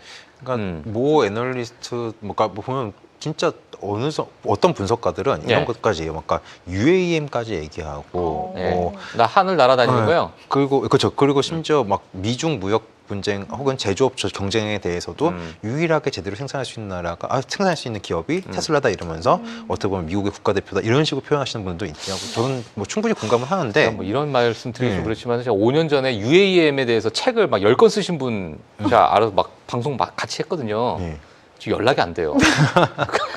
왜요? 그때 너무 빠지셔가지고 거기에 이 당장은 다음 달에 나올 것처럼 막 너무 미래시다. 너무 앞서가셨다. 뭐 하고 계시는지 모르겠지만 지금 아니 좀 뭐 잘 된 거라고 저는 생각은 하는데 언젠간 되겠죠. 그렇죠. 언젠간. 뭐 언젠간 날아다니겠지. 아니, 뭐. 저는 좀 잘 될 거라고 생각하는데 예. 한편으로는 말 그대로 진짜 이게 지금 과연 이 현재 이 상황을 타개할 수 있을 만큼의 뭔가 긍정적인 센티를 끌어낼 수 있는가? 그렇죠. 사실은 이거에 대해서는 아직은 퀘스천 마크가 남은 것 같아요. 뭔가 시장에서도 순서가 있다라고 알고 있고 네. 뭔가 누군가 UAM 뭐 나르는 로보택시 뭐 조비도 뭐 최근 그것 때문에 좀 그렇죠. 주가 뭐 변동성 좀 주긴 했지만은 근데 그게 지금 다들 순서가 아니라는 걸 알고 있는 것 같아요. AI가 먼저 뭔가 학습이 돼야 이것도 뭔가 날아갈 수가 있고 이런 시장의 어떤 뭐랄까요 절대 지식의 어떤 층 아니면은 상향 평준화되고 있는 여러 가지 어떤 요 자체가 네. 많은 분들께서 너무 많이 알고 계시고 있는 것 같고 정보가 그만큼 지금 빠르다라는 거죠. 굉장히 사람들이 스마트해졌다고 저는 스마트해졌어요. 생각을 해요. 정말 예, 스마트해졌어요. 진짜 저는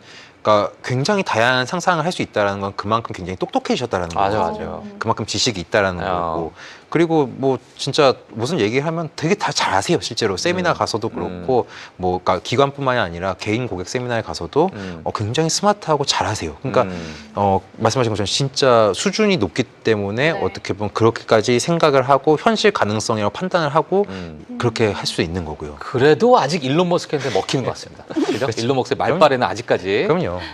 하여튼 그런 것 같습니다.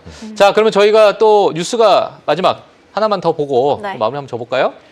저희가 아까 잠깐 나왔다가 들어간 종목이 있는데 바로 네. 오라클 쪽으로 또 함께 오라클, 체크해 알겠습니다. 보겠습니다. 사실 지금 이 내용이 좀 세부 내용을 좀 제가 말씀을 드리자면 오라클의 연계 대출이 좀 늘어나고 있다. 이런 문제는 사실 저희가 계속해서 나왔던 문제죠. 오라클이 좀 오픈 AI와 이 3천억 달러짜리 클라우드 계약을 맞추려고 데이터 센터를 좀 계속해서 짓고 있는데 이 과정에서 관련 개발사들이 올해만 650억 달러 넘게 빚을 낸 상황이라고 합니다.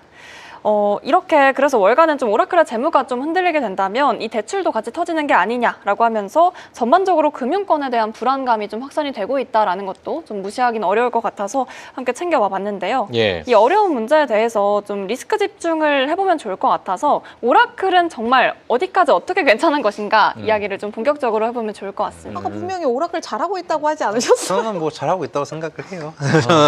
그래요? 예.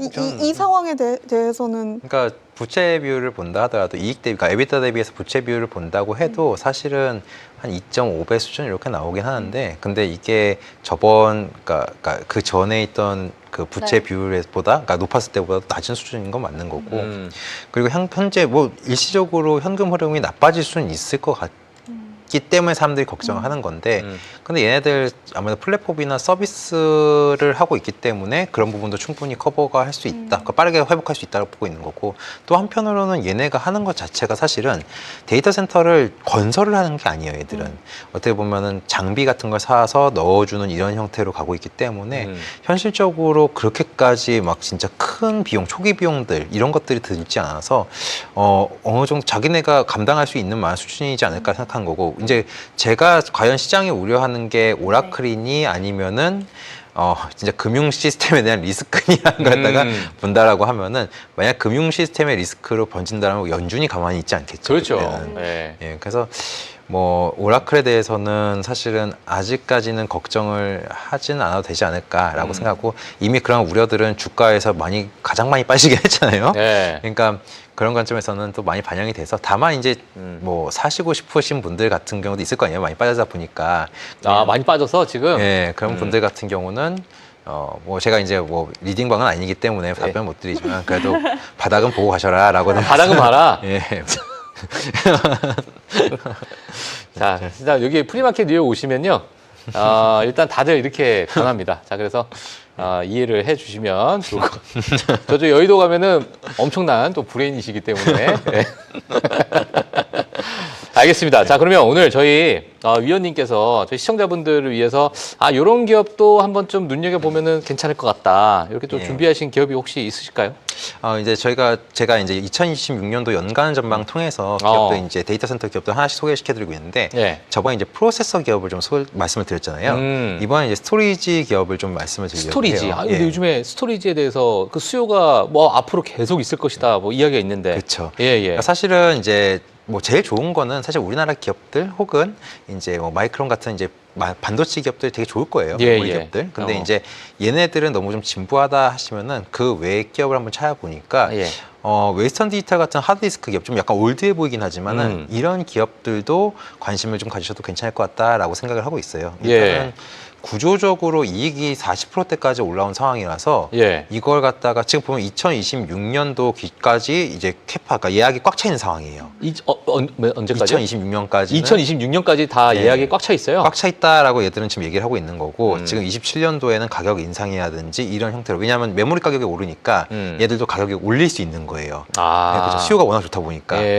그리고 조금 이제 제가 개인적인 이제 음모론을 하나 지금 이제 소설 하나 쓰고 있는 게 있는데 소설, 소설입니다, 요거. 소설인데요. 이게 이제 지금 낸드하고 디램 시장이 되게 좋잖아요. 시장이 좋은데 이 좋은 낸드 시장에서 사고를 친 애가 하나 있어요. 실적이 안 좋아서 주가가 빠진 낸드 기업이 하나 있습니다. 어떤 기업이요? 키옥시아라는 기업이 하나 있어요. 키옥시아, 맞아요. 그러니까 유일하게 얘가 사고를 좀 쳤거든요. 그러니까 사고라기보다는 실적이 좀 안 나왔어요. 얘네들은 이제 제품 믹스 때문이다라고 얘기를 하고 있거든요. 그러면 이제 얘를 갖다 얘기를 하냐 웨스턴 디지털 얘기하다가 웨스턴 디지털은 사실은 옛날부터 이 키옥시아를 인수하고 싶어 했어요. 인수하고 싶어 했는데 문제가 몇 가지 걸리는 게 있는 게 그러니까 이 키옥시아라는 기업 자체는 원래 도시바에서 떨어져 나온 기업이에요. 도시바가 너무 힘들다 보니까. 근데 도시바에서 떨어져 나온 기업인데 얘네들이 비상장이다 보니까 가치평가가 조금 힘들어요. 가치평가가 좀 힘든 게 있는데 지금 상장을 했죠. 상장을 하면 가치평가가 원활하다는 거예요. 두 번째는 이제 얘네가 문제가 인수합병 못한 이유 중 하나가 중국이라든지 그 외부 쪽에서 독과점 얘기를 하는 거예요. 왜냐하면 지금 얘는 샌디스크를 가지고 있었거든요. 샌디스크를 갖고 있었는데 올해 샌디스크를 분사하고 상장을 시켰습니다. 지분을 일부 남아있긴 하지만 이 지분은 팔아버리면 되는 거예요. 그러면 독과점 문제도 어느 정도 해소가 됐을 거다라고 생각하고 있는 거고 자, 세 번째는 이제 키옥시아의 지분을 좀 생각을 해볼 필요가 있는데 이 키옥시아의 지분을 누가 갖고 있냐면 우리나라의 SK 하이닉스랑 그리고 베인캐피탈이라는 투자회사 갖고 있습니다.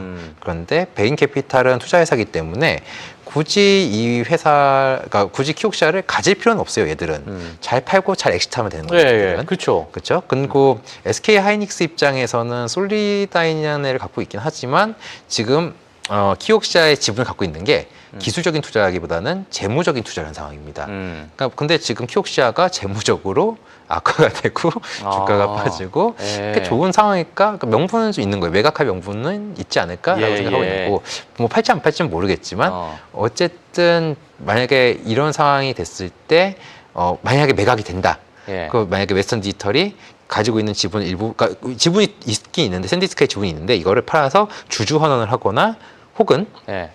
이제 이 키옥시아를 인수를 한다라는 가정을 하면은 그러면은 이 산업 자체가 좀 달라질 수 있다라고 저는 보고 있는 거예요. 왜냐면 D램을 우리가 좋아하는 이유가 플레이어가 몇 없거든요. 삼성전자, 하이닉스, 마이크론 요 세 개죠. 예. 그렇기 때문에 업황이 안 좋으면은 얘들이 이렇게 뭐 담합은 아니겠지만 업황 조절이 가능한 거예요. 그러면 이 낸드 시장 같은 경우는 삼성전자, 하이닉스, 마이크론, 샌디스크, 키옥시아가 있었던 거죠. 그런데 만약에 이 키옥시아를 갖다가 샌디스크가 인수를 하는 그림이 나온다라고 하면은 샌디스크가 아니다. 그 키옥시아, 키옥시아 인수한다라고 하면은 그러면 샌디스크와 키옥시아는 사실상 같은 형제가 되는 거죠. 그럼 실제 플레이어는 넷이 되는 거고 예. 이 산업 역시도 구조적으로 좀 좋게 가져갈 수 있지 않을까라는 생각을 해서 사실 그런 희망을 갖고 이런 모멘텀을 한번 상상을 해볼 수 있지 않을까. 그러니까 키옥시아에 대한 어떤 부진이 결국에는 플레이어 하나를 또 제거시키거나 일부 뭐 M&A를 통해서 뭐 일부 이렇게 합쳐지거나 이렇게 되면은 시장에서는 핵심 플레이어로 집중이 되니까 그런 부분에서 좀 각광을 받을 수 있겠다. 아무래도 이제 업황 자체가 좋기도 생태계가, 하고, 그리고 이제 이런 이제 좋은 사이클을 예. 조금 더 이어갈 수 있는 그런 부분이 있지 않을까 하는 기대가 있는데, 예. 그러니까 제가 드리고 싶은 말은 어쨌든 메모리나 스토리지 쪽에서는 예. 좋게 보시는 게 맞다라고 이제 말씀을 드리고 있는 거예요. 제가 조금 예. 뭐랄까 조금 마음에 좀 걸리는 게 뭐냐면 예. 지금 2026년까지 웨스턴 디지털 같은 경우에는 이미 수요가 수주가 딱 꽉 차 있다 그랬잖아요. 네, 맞아요. 그런 것들이 지금 최근에 혹시나 예. 시장에 이미 반영이 되고 있는 건 아닐까? 예, 그렇죠. 네, 근데 이제 만약에 그 이후에 예를 들면 하나의 그 데이터 센터에 대한 어떤 소위 얘기하면 붐이라고 제가 만약에 표현을 한다면 예. 이런 어떤 사이클이 하나 지나고 나서 시장의 어떤 다른 관점으로 또는 그 넥스트 스텝에 대해서 시점을 만약에 옮기게 된다면 예. 이렇게 좀 올라가 있는 어떤 주가에 대해서 우리가 뭐라고 해야 될까요? 뭐 물론 이제 그것도 밸류에이션 측면으로 좀 다가가야겠지만 예. 좀 수급이 좀 옮겨가진 않을까? 뭐 이런 생각도 드는데 어떻게 봐야 될까요? 이런 기업들 뭐 충분히 그럴 수 있죠. 지금 단기에 굉장히 빠르게 올랐거든요. 너무 빨리 예. 올랐으니까. 그렇죠. 그러니까 예. 분명히 가격 조정은 있을 수 있다라고 저는 보고 있어요. 그런데 어쨌든 얘네들이 그러한 모습들 말 그대로 이 좋은 상황을 계속 보여주고 좋은 이익률, 그러니까 우수한 이익률을 계속 보여준다라고 하면은 실적 측면에서 결국은 예. 사실 실적인 것 같아요. 그래서 저는 이제 항상 얘기하는 게 제가 막 이제 항상 이제 나와가지고 숫자 얘기 안 하고 이제 내러티브로 얘기하고 드리고 있어서 약간 그런 게 좀 죄송하긴 한데 근데 사실 재밌어요 그게. 사실 저는 숫자 기반으로 항상 얘기를 드리고 있는 거거든요. 예, 맞아요. 네. 실적을 갖다가 계속 이어가고 더 개선할 수 있는가, 더 좋아질 수 있는가라는 관점에서 본다라고 예. 하면은 그러면은 만약에 조정이 나왔을 때는 항상 기회다라고 말씀을 드리는 거고 사실 뭐 아까 이제 말씀드렸던 부분 중 하나가 제 2026년도 탑픽은 아직은 엔비디아예요. 그러니까 웨스턴 디지털은 그 부품 중 하나인 거고 다만 이제 그 외단에서 우리가 스토리지나 이런 걸 찾다 보면 이런 쪽도 주가가 빠졌을 때는 관심을 좀 가져보자라는 관점인 거고요. 뭐 여전히 아까 말씀드렸던 것처럼 내러티브로는 지금 엔비디아가 빠졌지만은 내러티브로 빠진 거죠. 근데 펀더멘탈은 이상이 없었잖아요. 그렇죠. 그러면 얘는 사는 거다라고 해서 지금 좋은 기회가 오고 있다라고 오히려 보겠습니다. 지금 되게 좋은 기회다. 알겠습니다. 그러면 2026년 탑픽은 그래도 엔비디아를 좀 보고 계시고 아직은 그런 것 같아요. 예. 그럼 알파벳 대 엔비디아. 그건 둘 다 가져가셨으면 좋겠어요. 네. 그러니까 뭐 굳이 하나를 꼽자면보다는 예. 사실은 이제 다른 애들인 거죠. 얘는 플랫폼이고 얘는 반도체이기 때문에 그래서 저는 둘 다 가져가는 게 맞다라고 보고 있어요. 브로드컴 대 AMD. 저는 브로드컴이요. 브로드컴이요? 예. 그렇답니다. 예, 알겠습니다. 자, 오늘 이제 시간이 벌써 이렇게 됐네요. 자, 사실 뭐 최근에 그 데이터 센터, 반도체, 또 엔비디아 GPU, TPU 이런 이야기들이 정말 많이 나오고 있는데, 자, 오늘 강재우 위원님과 함께 정말 재밌게 이런 이야기를 좀 들어봤고 전혀 결론만 내자면 걱정할 필요 없다. 네. 이렇게 저희가 정리를 좀 해드리면 될 것 같습니다. 자, 오늘 저 최보 앵커와 김민캐서 너무너무 고생 많으셨고요. 저희는 내일이 이제 휴장이기 때문에 저희는 내일은 일단 뭐 저 방송은 이제 없고 이제 금요일에 저희가 좀 찾아뵙도록 하겠습니다. 자, 세 분은 다음에 또 뵙도록 하겠습니다. 감사합니다. 감사합니다. 네. 감사합니다. 네, 프리마켓 뉴욕 저희가 준비한 내용 여기까지입니다. 저희가 또 다음에 또 이거 끝나고 나서 다음에 또 방송이 있기 때문에 또 최고 앵커와 김민캐스터 또 어떤 이야기들이 지금 시장에서 나오고 있는지 확인을 해주시면 될 것 같습니다. 저희는 금요일 저녁 8시에 찾아뵙도록 하겠습니다. 시청해주신 여러분 감사합니다. Wake up,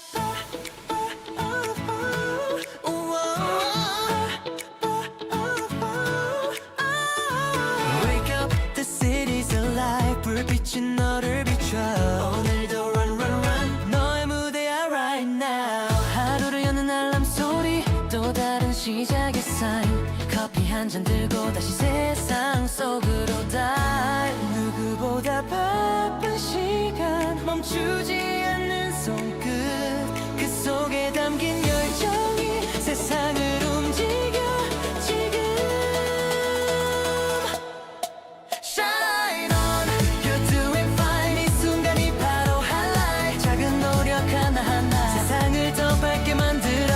Shine on, don't slow down. 너의 땀이 별이 돼. 오늘도 빛나는 reason, 그게 바로 you.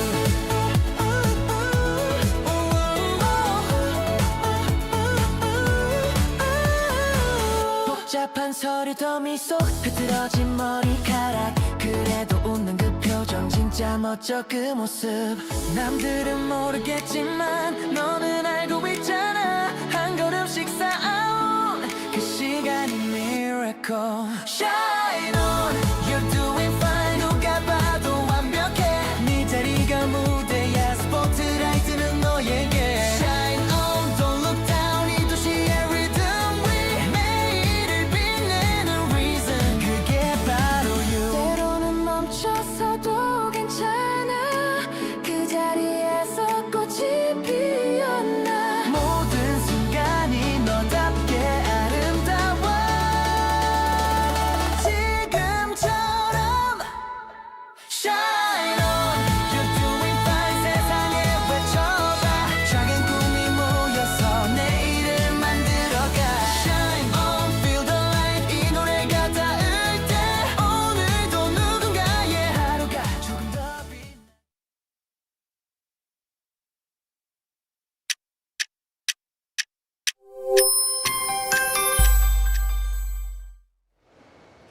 네, 최박이민의 PM10 오늘도 시작해 보도록 하겠습니다. 개장 전에 나오는 속보들, 장 전의 실적을 발표하는 기업들, 그리고 오늘 장을 준비할 때 반드시 확인해 봐야 하는 기업과 원자재 이슈들까지 저희와 함께 빠르고 정확하게 체크해 보시죠. 김미 캐스터 통해서 현재 시장 상황 어떤지 바로 점검해 보도록 할게요. 네, 사실 예상보다 경제 데이터가 조금 약하게 나오면서 금리 인하에 대한 기대감이 조금 받아들여진 분위기인데 네. 오늘 선물 시장에서의 움직임도 전반적으로 3대 지수 모두 잘 흘러가고 있는 분위기가 이어지고 있습니다. M7 종목들의 이슈들도 함께 체크해 보도록 하겠습니다. 네. 먼저 오늘 살펴볼 종목, 먼저 애플 주가 살펴보도록 하겠습니다. 오늘 0.4%대 상승분로 이동하고 있는데요. 네. 특별한 이슈는 없지만 어제부터 조금씩 이제 소폭 상승하는 분위기 속에 현재 이동을 하고 있습니다.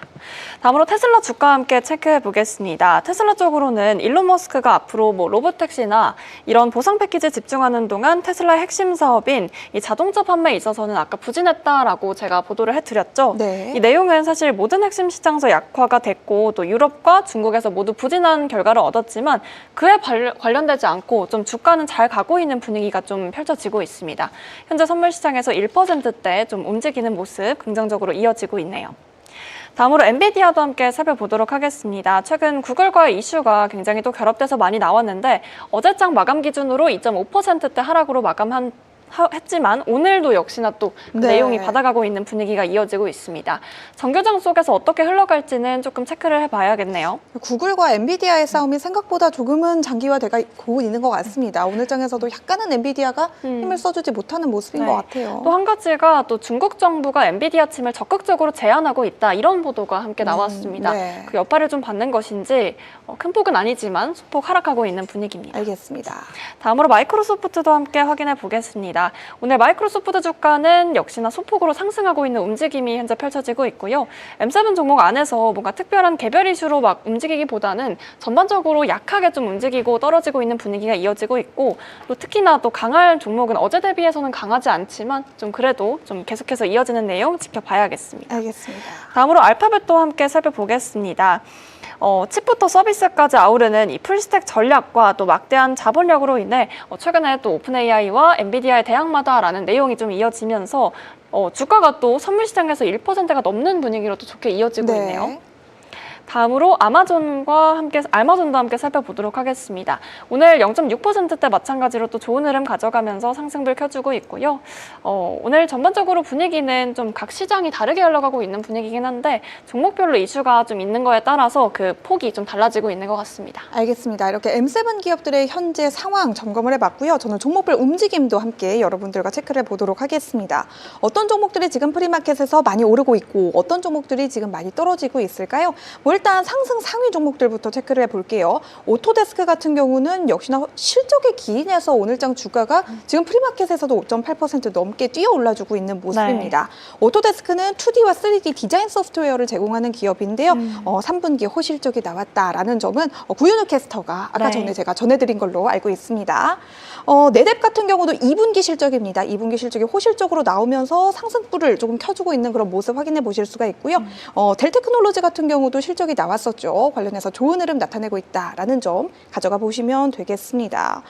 다른 종목들도 한번 볼게요. 아멘토몰딩스는 제가 어제도 PM10에서 짚어드렸던 것 같은데 제약사입니다. 모간 스탠리가 투자 의견을 비중 축소해서 중립으로 한 단계 상향 조정하면서 다시 한번 좀 상승 모멘텀을 받아가고 있는 기업이라고 보시면 될 것 같고요. 오늘 장에서는 쇼피파이도 상승불을 좀 켜주고 있는 모습입니다. 그 외로는 뉴몬트도 금 가격이 상승하면서 동반 상승하고 있는 금광주로 보시면 되겠고요. 여기 웨스턴 디지털도 이름을 올리고 있습니다. 그리고 말씀해 주셨던 것처럼 테슬라까지 1%대 상승권에 머물고 있습니다. 이번에는 하락하는 종목들 살펴볼게요. 디어는 제가 아까 프리마켓 뉴욕 때 잠시 후에 실적 내용을 좀 짚어드린다라고 말씀을 드렸는데 잠시 후에 제가 디어 실적 내용을 여러분들과 함께 좀 공유를 해볼 예정입니다. 요거는 잠시만 기다려주세요. 일단 실적 자체는 양호하게 나왔지만 뭐 여러 가지 가이던스라든지 이런 부분들이 투자자들의 눈높이를 충족시켜주지 못하면서 주가는 5% 넘게 밀리고 있는 걸로 파악이 되고 있고요. HP도 제가 아까 말씀을 드렸죠. 휴레패커드 같은 경우도 실적이 나왔습니다. 여전히 좀 부진한 흐름을 이어가고 있습니다. 그리고 AMD, 엔비디아 같은 종목들 방금 민캐스터가 짚어주셨다시피 여전히 구글의 대항마로서 약간은 힘이 빠지는 그런 모습을 오늘 장에서도 보여주고 있습니다. 앨범알 같은 경우는 지금 뭐 상승 종목에 들어있었다가 하락 종목에 들어있었다가 계속 몇 날 며칠 좀 오가고 있는 것 같습니다. 관련된 이슈들도 어떠한 흐름들이 나오고 있는지도 체크가 필요하겠죠. 오늘 장에서는 달러 제너럴도 지금 여기 하락 상위 명단에 이름이 좀 올라 있고요. 뭐 이외로는 메타 같은 경우도 약보합권에 거래가 되고 있습니다. 국제유가도 간단하게 볼게요. 러우 전쟁 종전에 대한 기대감이 다시 한번 올라오면서 여러 가지 이야기들이 오가고 있습니다. 저희가 어제 PM10 때도 속보로 전해드렸는데 거의 뭐 막바지 단계에 이르르고 있는 걸로 좀 알고 있습니다. 아직까지 100% 확실하진 않지만 우크라이나 측도 러시아 측도 웬만하면은 합의를 하겠다라는 입장을 좀 표명을 하고 있기 때문에 이러한 부분들에 대해서는 원유 시장이 유가가 하락하는 촉매로 받아들여지고 있는 것 같습니다. 그리고 JP모건이나 골드만삭스는 이러한 방식으로 종전도 되고 또 오펙 플러스와의 어떠한 증산량에 대한 그런 이견들도 좀 일어난다면 내년에는 유가가 공급 과잉으로 인해서 30달러대까지 떨어질 수 있을 것이다 라는 의견을 내놨는데요. 지금 유가는 한 60불 정도라고 보시면 될 것 같아요. 한 1개월 만에 좀 최저치 정도까지 내려온 것 같아요. 그러니까요. 뭐 지금 60달러가 붕괴가 되면서 종전에 대한 이야기가 나오면서 60달러가 확 붕괴되면서 무너지는 모습을 이제 좀 보여주고 있습니다. 뭐 이렇게 유가 정리해 보겠고요. 비트코인은 뭐 어제와 크게 다를 바는 없는 것 같습니다. 86,000달러대에서 87,000달러대 계속해서 터치를 해주고 있고요. 이더리움 같은 경우는 3,000달러대를 회복하기는 약간은 조금 뒷심이 부족해 보입니다. 오늘 장에서 낙폭을 조금 줄여가면서 3,000달러를 회복할 수 있을지 저희가 내일은 방송이 없으니까 금요일 장에서 다시 한번 좀 반등이 나와주는지 여러분들과 함께 체크를 해보도록 하겠습니다. 간단하게 두 개 방금 전에 나온 기사 내용만 체크를 하고 민캐스터의 비기스트 무브 혹시 준비가 됐다면 들어보도록 하겠습니다. 마찬가지로 투자 의견에 대한 이야기가 좀 나왔는데요. 파이퍼 샌들러가 오스카일스에 대한 투자 의견을 중립에서 비중 확대로 올리고 목표가도 13달러에서 25달러로 올렸다고 합니다. 현재가 대비해서 약 49% 정도의 업사이드가 있는 상승 여력이 있다라고 판단을 했으니까요. 오스카일스도 한번 좀 긍정적으로 바라봐 보셔도 좋을 것 같아요. 그리고 브로드컴 정말 뭐 어제 오늘 오늘 시장의 주역 중에 하나라고 볼 수가 있는데 네. 12월 11일에 실적 발표를 앞두고 있죠. 이런 호재들을 실적 발표 때까지 끌고 갈 수 있을 것인지 많은 투자자분들의 관심이 좀 집중되고 있는 종목인데요. 브로드컴 관련해서도 골드만삭스가 긍정적인 투자 의견을 내놨습니다. 투자 의견은 매수로 유지를 하겠다고 했고요. 목표가는 380달러에서 435달러까지 올렸습니다. 현재가 대비해서 13% 정도의 추가 상승 여력이 있다고 보고 있으니까요. 네. 일단 골드만삭스는 굉장히 낙관적으로 바라보고 있는 것 같습니다. 네. 이대로 실적도 잘 나와준다면 투자자들이 다시 한번 환호해주는 연말 랠리에도 가까워질 수 있는 하나의 촉매가 될 수도 있을 것 같으니까요. 브로드컴의 실적 저희와 함께 또 그때 돼서 체크를 해보시면 될 것 같습니다. 네.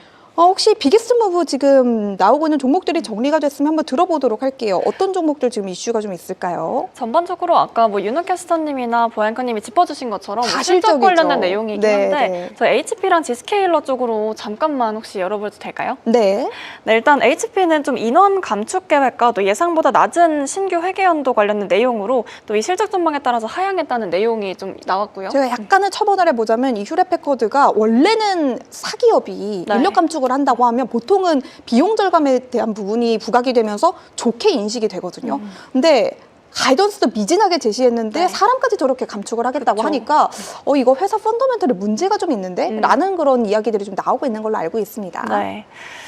사실 전반적으로 거의 다 오늘 실적 관련된 내용이기 때문에 그렇죠. 저희가 아까 최근에 이어지는 내용들 좀 확인을 해보고 혹시나 놓친 부분이 있다면 그 종목까지 제가 마지막으로 짚어드리도록 하겠습니다. 알겠습니다. 이렇게 지금 뭐 저도 저 비기스트 무브를 간단하게 쭈루루룩 읊어봤는데 다 실적 관련된 그쵸. 기업이기 때문에 뭐 일단은 지금 장이 이제는 프리마켓 아직 정규장이 시작도 안 했기 때문에 움직일 만한 그런 이슈들이 크게는 없습니다. 당연히 이럴 때 네. 실적 발표 기업들이 많이 움직이는 거는 당연하니까요. 뭐 작은 종목이라도 여러분들이 실적이 나온다라고 한다면 저희 PM팀과 함께 반드시 좀 체크를 해보시면 좋을 것 같습니다. 저는 이번에 여러분들이 많이 기다리셨을 디어의 실적으로 한번 넘어가 보도록 할게요. 디어의 네. 실적도 오늘 장전 실적을 발표하는 좀 굵직한 기업들 중에서는 거의 유일하다고 볼 수가 있습니다. 디어가 낯서신 분들도 있을 것 같은데요. 농기계 제조업체 기업 중에 디어는 거의 제가 봤을 때는 가장 유명한 종목이라고 보시면 되겠습니다. 다른 종목들까지 여러분들께 알라고 하지는 않을 테니까요. 디어 정도는 한번 보셔도 될 것 같아요. 제 말을 듣고 나서도 디어 실적을 봐야 돼? 라고 하시는 분들이 계실 것 같아서 제가 월스트리트저널 기사를 하나 가지고 와봤는데 이번 주에 주시를 해봐야 하는 3가지 이슈들. 디어의 실적, 네. 실업수당 청구 건수, 그리고 영국의 예산안. 요 정도에 들어갈 정도로 굵직한 기업인가 봅니다. 뭐 아무튼 디어의 실적 여러분들과 함께 체크를 해볼게요. 하지만 지금 주가는 좀 많이 빠지고 있다는 점 먼저 여러분들이 참고를 하시고 시작하시면 되겠습니다. 실적 먼저 볼게요. 4분기 실적이고요. EPS는 3달러 93센트, 매출은 123억 9천만 달러로 모두 예상치를 웃도는 실적이 나왔습니다. 네. 매출의 경우에는 전년비 11% 증가한 수치라고 하니까요. 실적 자체는 괜찮았다고 볼 수가 있겠죠. 괜찮은 수준이 아니라 잘 나왔죠. 네. 근데 왜 이렇게 주가는 지금 프리마켓에서 5% 넘게 급락 중이냐, 어떠한 내용들이 좀 있었는지 체크를 해보도록 할게요. 일단 디어는 관세의 영향이 가장 컸다고 강조를 했습니다. 자사 측에서 관세 영향이 크다고 언급했다는 거는 네. 보통은 둘 중 하나예요. 관세 영향이 별로 없어서 너무 자신감에 넘쳐서 말을 하거나 네. 아니면 관세 영향이 좀 컸다고 이실직고를 하는 것이죠. 그런데 디어의 경우에는 후자였던 것으로 보여지고 있습니다. 그러면서 이 관세 영향만 사실 있다고 하면 이 정도까지 주가가 떨어지지는 않을 텐데 네. 전반적으로 디어의 실적이 발표되기 전부터 미국 농업이 지금 침체기를 겪고 있다는 의견들이 정말 많이 나왔었습니다. 그러면서 네. 이게 맞물리면서 이러한 좀 부진한 흐름을 나타내고 있다라고 보시면 될 것 같아요. 뭐 일단 2025년 연간 순이익을 50억 2,700만 달러로 제시를 했다고 하고요. 다만 이 수치는 2024년 연간 순이익, 그러니까 전년도 수치가 71억 달러였던 데 반해서 네. 약 29% 정도가 줄어든 수치라고 합니다. 확연하게 그 차이가 보이시죠? 그리고 2025년 연간 매출을 456억 8,400만 달러로 제시를 했는데 이 역시 전년비 약 11% 정도 감소한 수치라고 합니다. 뭐 어느 것 하나 긍정적인 그런 수치들이 없었다고 보시면 될 것 같아요. 네. 그리고 2026년 연간 순이익은 40억 달러에서 47억 5천만 달러 정도로 제시를 했는데 이거는 전년비 어느 정도의 수치인지는 나와 있지는 않았지만 어쨌든 대부분의 지금 매체들에서는 전년비 감소한 수치로 지금 집계를 하고 있다고 하니까요. 네. 이러한 부분들이 모두 악영향을 지금 주가에 끼치고 있는 것으로 보여지고 있습니다. 이 디어는 2026년이 대규모 농업 사이클의 최저점일 것이라고 봤다고 하는데요. 뭐 물론 디어의 실적이 조금 전에 나왔기 때문에 많은 기사들이 나오지는 않았습니다. 하지만 미루어 추측해 보건대 2025년이 농업의 최저점이라고 했으면 조금은 나았지 않을까 싶어요. 근데 아직 내년이 오지도 않았는데 그렇죠. 내년이 여기보다 올해보다 더 안 좋을 것이라고 이야기를 한다는 거는 굉장히 크리티컬할 수가 있겠죠. 그래서 디어는 관세 압박, 재고 관리, 비용 통제에 대한 모든 거시경제적인 상황이 굉장히 어려운 상황에 놓여 있고 농가 심리가 크게 위축된 상황이라고 좀 전하고 있습니다. 다만 2027년부터는 회복세를 보일 것이라고 했는데 2027년은 너무 멀었죠. 까마득해요. 까마득하죠. 투자자들이 전혀 반응을 해주지 않는 모습까지 여러분들이 좀 확인을 해보실 수가 있을 것 같습니다. 이렇게 디어의 실적 여러분들과 나오는 대로 지금까지 나온 소식들 어떤 것들이 있는지 간단하게 좀 정리를 해봤고요. 다음으로는 우리 민캐스터의 메디케어, 오젬픽과 위고비 관련된 소식이 있습니다. 약가 인하와 관련돼서 좀 추가적인 업데이트가 나왔나 봅니다. 네. 미국 정부가 비만약 위고비와 또 오젬픽 등을 포함한 총 15개 의약품에 대해서 메디케어 가격 인하 협상을 좀 마쳤다는 소식이 있었습니다. 27년부터 해당 약품들의 판매 가격은 정가 대비해서 38%에서 최대 85%까지 떨어진다라는 내용이 나왔는데요. 사실 이번 조치로 인해서 메디케어는 약 120억 달러를 절약할 수 있을 것으로 좀 예상이 되고 있고요. 네. 특히나 주목받는 점에 대해서 말씀을 드리자면 이 노보노디스크의 세미글루타이드 계열의 약물이라고 합니다. 오젬픽, 또 라이벨서스, 체중 감량제 위고비 등은 월 274달러로 가격이 결정된 상황이고요. 위고비의 기존 정가를 좀 확인해 봤더니 1,349달러라고 합니다. 굉장히 비싼 가격이죠. 이번 가격 인하 덕분에 이 일부 환자들은 본인의 부담금이 좀 줄어들 수 있어서 좋고 연간 약값 상한 2,000달러 덕분에 이 보험료율에 대한 인상료도 또 억제 효과도 기대될 수 있다고 합니다. 다만 이번 조치는 메디케어에만 적용이 되고 민간보험에는 적용이 되지 않는다고 합니다. CMS는 앞으로 최대 20개까지 이 약품 가격에 대한 협상을 확대할 계획이라고 또 내용을 냈습니다. 제약사들은 앞으로 연구개발 자금에 영향을 줄 수 있다며 좀 반발을 하고 있긴 하지만 정부는 아무래도 환자 부담에 대한 완화를 줄이는 게 좀 목적이라고 하니까요. 우리 일단 좀 살고는 봐야죠. 그렇죠. 그래서 너무 비쌌다는 게 좀 주요 골자인 만큼 어느 정도는 좀 필요한 부분이 아니었나 이런 생각이 듭니다. 알겠습니다. 미국과 한국의 가장 큰 차이가 뭐냐고 저한테 뭐 누군가가 물어본다면 저는 가장 큰 파이가 의료라고 대답을 하고 싶은데 이 약가에 대한 부담이 사실 그 말이 맞아요. 먹고 살아야 되는데 내가 최소한의 것은 보장을 받아야 하는 그런 상황에서 이러한 또 투자자 여러분들이 많은 관심을 가지고 계시는 약물이죠. 오젬픽, 위고비와 관련된 소식들까지 함께 정리를 해봤습니다. 다음 소식으로 한번 넘어가 볼게요. 이번에는 또 AI네요. 또 역시나 빼먹을 수 없겠네요. 월마트가 AI 관련해서 또 무언가 또 사부작 하고 있죠.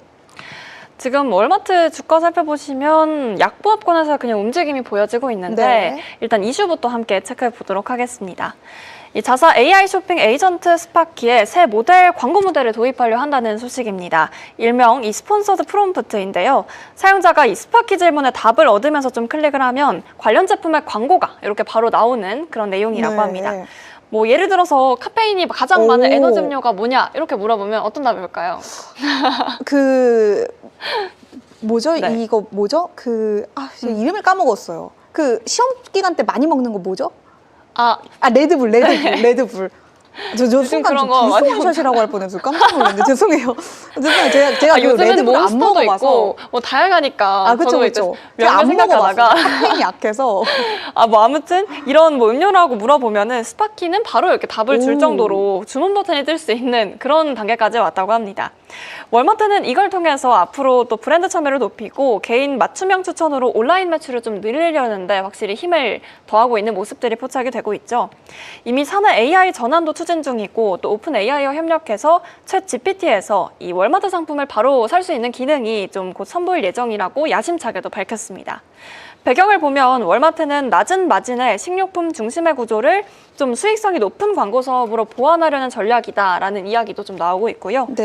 비디오 인수 효과까지 더해서 글로벌 광고 매출은 이 최근 분기 들어서 53%가량 증가를 했다고 합니다. 경쟁사인 아마존도 또 비슷한 AI 쇼핑 어시스턴트 로퍼스에 또 스폰서드 프롬프트를 적용해서 구매 전환율을 무려 60%가량 높였다는 평가가 나오고 있어서 월마트 입장에선 좀 따라가고 있는 거긴 하지만 그래도 좀 좋은 거는 벤치마킹을 해야 되지 않겠습니까? 그렇죠. 그래서 좀 따라가려는 모습들이 이렇게 포착이 되고 있고 앞으로 또 에이전트에서 어떻게 광고 테스트를 진행할지 이 부분도 좀 챙겨보시면 좋을 것 같습니다. 민께서는 이 AI 쇼핑 이용하세요, 실제로? 저는 되게 꼼꼼한 스타일이어서 좀 이 쇼핑에 관해서는 AI 안목이 좀 저의 안목과 안 맞는다는 생각이 그래요? 들더라고요. 그래서 좀 편리한 기능보다는 시간이 좀 들여도 나의 뭔가 최적화된 걸 내 손으로 찾겠다라는 의지가 좀 있는 편인 것 같습니다. 그래서 쇼핑에는 사용하지 않아요. 저는 하나 꿀팁 드릴까요? 주세요. 막 엄청난 AI 기능은 아닌데 저희가 방송을 하면서 이게 의상을 회사에서 주시는 의상이잖아요. 그쵸. 이게 만약 마음에 들어서 사고 싶으면 저희 지금 이 화면을 찰칵 캡처를 한 다음에 그거를 넣으면 똑같은 옷을 찾아주더라고요. 뭐 그거 하나 꿀팁 꿀팁이네요. 드릴게요. 왜냐면 이걸 비슷한 디자인을 막 이렇게 찾는 과정에서 시간 소요가 너무 오래 맞아요. 걸리니까 바로 확실하게 잘 정해져 있는 거는 찾아주더라고요. 이런 기능을 사용하면 너무 좋을 것 같아요. 알겠습니다. 이렇게 월마트 AI 관련된 소식까지 정리를 봤고요. 저는 워크데이의 실적으로 한번 넘어가 보도록 하겠습니다. 간밤 실적을 발표한 굵직한 기업들이 정말 많았습니다. 빈캐스터가 아까 비게스트 무브에서도 거의 대부분의 종목들이 실적 관련된 종목이다라고 말씀해 주셨을 정도인데 그중에 저희가 거의 뭐 프리마켓 뉴욕 안에서 대부분의 실적을 다 다뤘지만 하나 빠진 기업이 워크데이라는 기업이 있어서 제가 이 시간을 통해서 여러분들과 함께 워크데이의 실적 내용을 좀 공유해보면 좋을 것 같아서 가지고 와봤습니다. 네. 워크데이 실적은 3분기 실적이라는 점 먼저 참고를 하시면 될 것 같고요. EPS는 $2.32, 매출은 24억 3천만 달러로 모두 예상치를 웃도는 실적이 나왔습니다. 다만 주가를 보시면은 6% 넘게 좀 하락을 하고 있는 분위기가 연출이 되고 있는데 저는 개인적으로 워크데이 실적 내용을 좀 보면서 너무했다. 시장이 조금 너무했다라는 그런 생각이 좀 들었습니다. 뭐 일단 워크데이가 어떤 기업인지부터 먼저 제가 설명을 좀 드릴게요. 글로벌 재무인사, 그러니까 HR 소프트웨어 기업이라고 보시면 될 것 같습니다. 제가 아까 농기계 기업하면 대표적으로 디어가 떠오른다고 했는데 이 HR 소프트웨어 기업하면 대표적으로 워크데이가 떠오르니까요. 좀 낯서신 분들이라도 한 번쯤은 이름을 좀 익혀두시는 것도 좋을 것 같습니다. 구체적으로 내용 좀 짚어보도록 할게요. 이 워크데이는 다음 분기 가이던스, 그러니까 4분기 조정 영업 마진을 28.5%로 제시를 했는데 예상치는 28.7%였기 때문에 예상치를 하회한다고 합니다. 그리고 4분기 구독 매출은 23억 5,500만 달러로 제시를 했는데 예상치는 23억 5천만 달러였다고 하니까 이 부분은 약간은 그래도 양호하다고 볼 수가 있겠죠. 3분기 구독 수익은 22억 4천만 달러로 예상치와 정확하게 동일하게 부합하는 수준으로 나왔고요. 3분기 영업이익률도 28.5%로 예상치인 28.1%보다는 높게 나왔습니다. 사실 주가가 이렇게까지 떨어질 만한 일은 아니기는 해요. 아무튼 더 내용을 좀 짚어보겠습니다.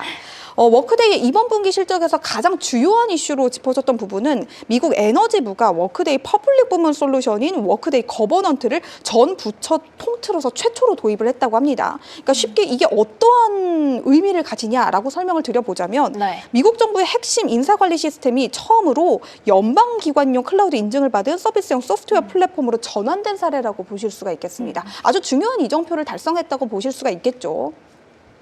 그리고 워크데이는 이번 분기 M&A도 활발했습니다. 올해 9월에는 AI 기반 직원 교육 또 지식관리 솔루션 기업인 사나랩스를 11억 달러에 합병시키기도 했고요. 그 이전에는 AI 기반 채용 플랫폼인 패러독스도 합병을 시켰습니다. 아무래도 이러한 부분들에 있어서 재무적인 부담이 좀 반영이 됐을 수는 있겠네요.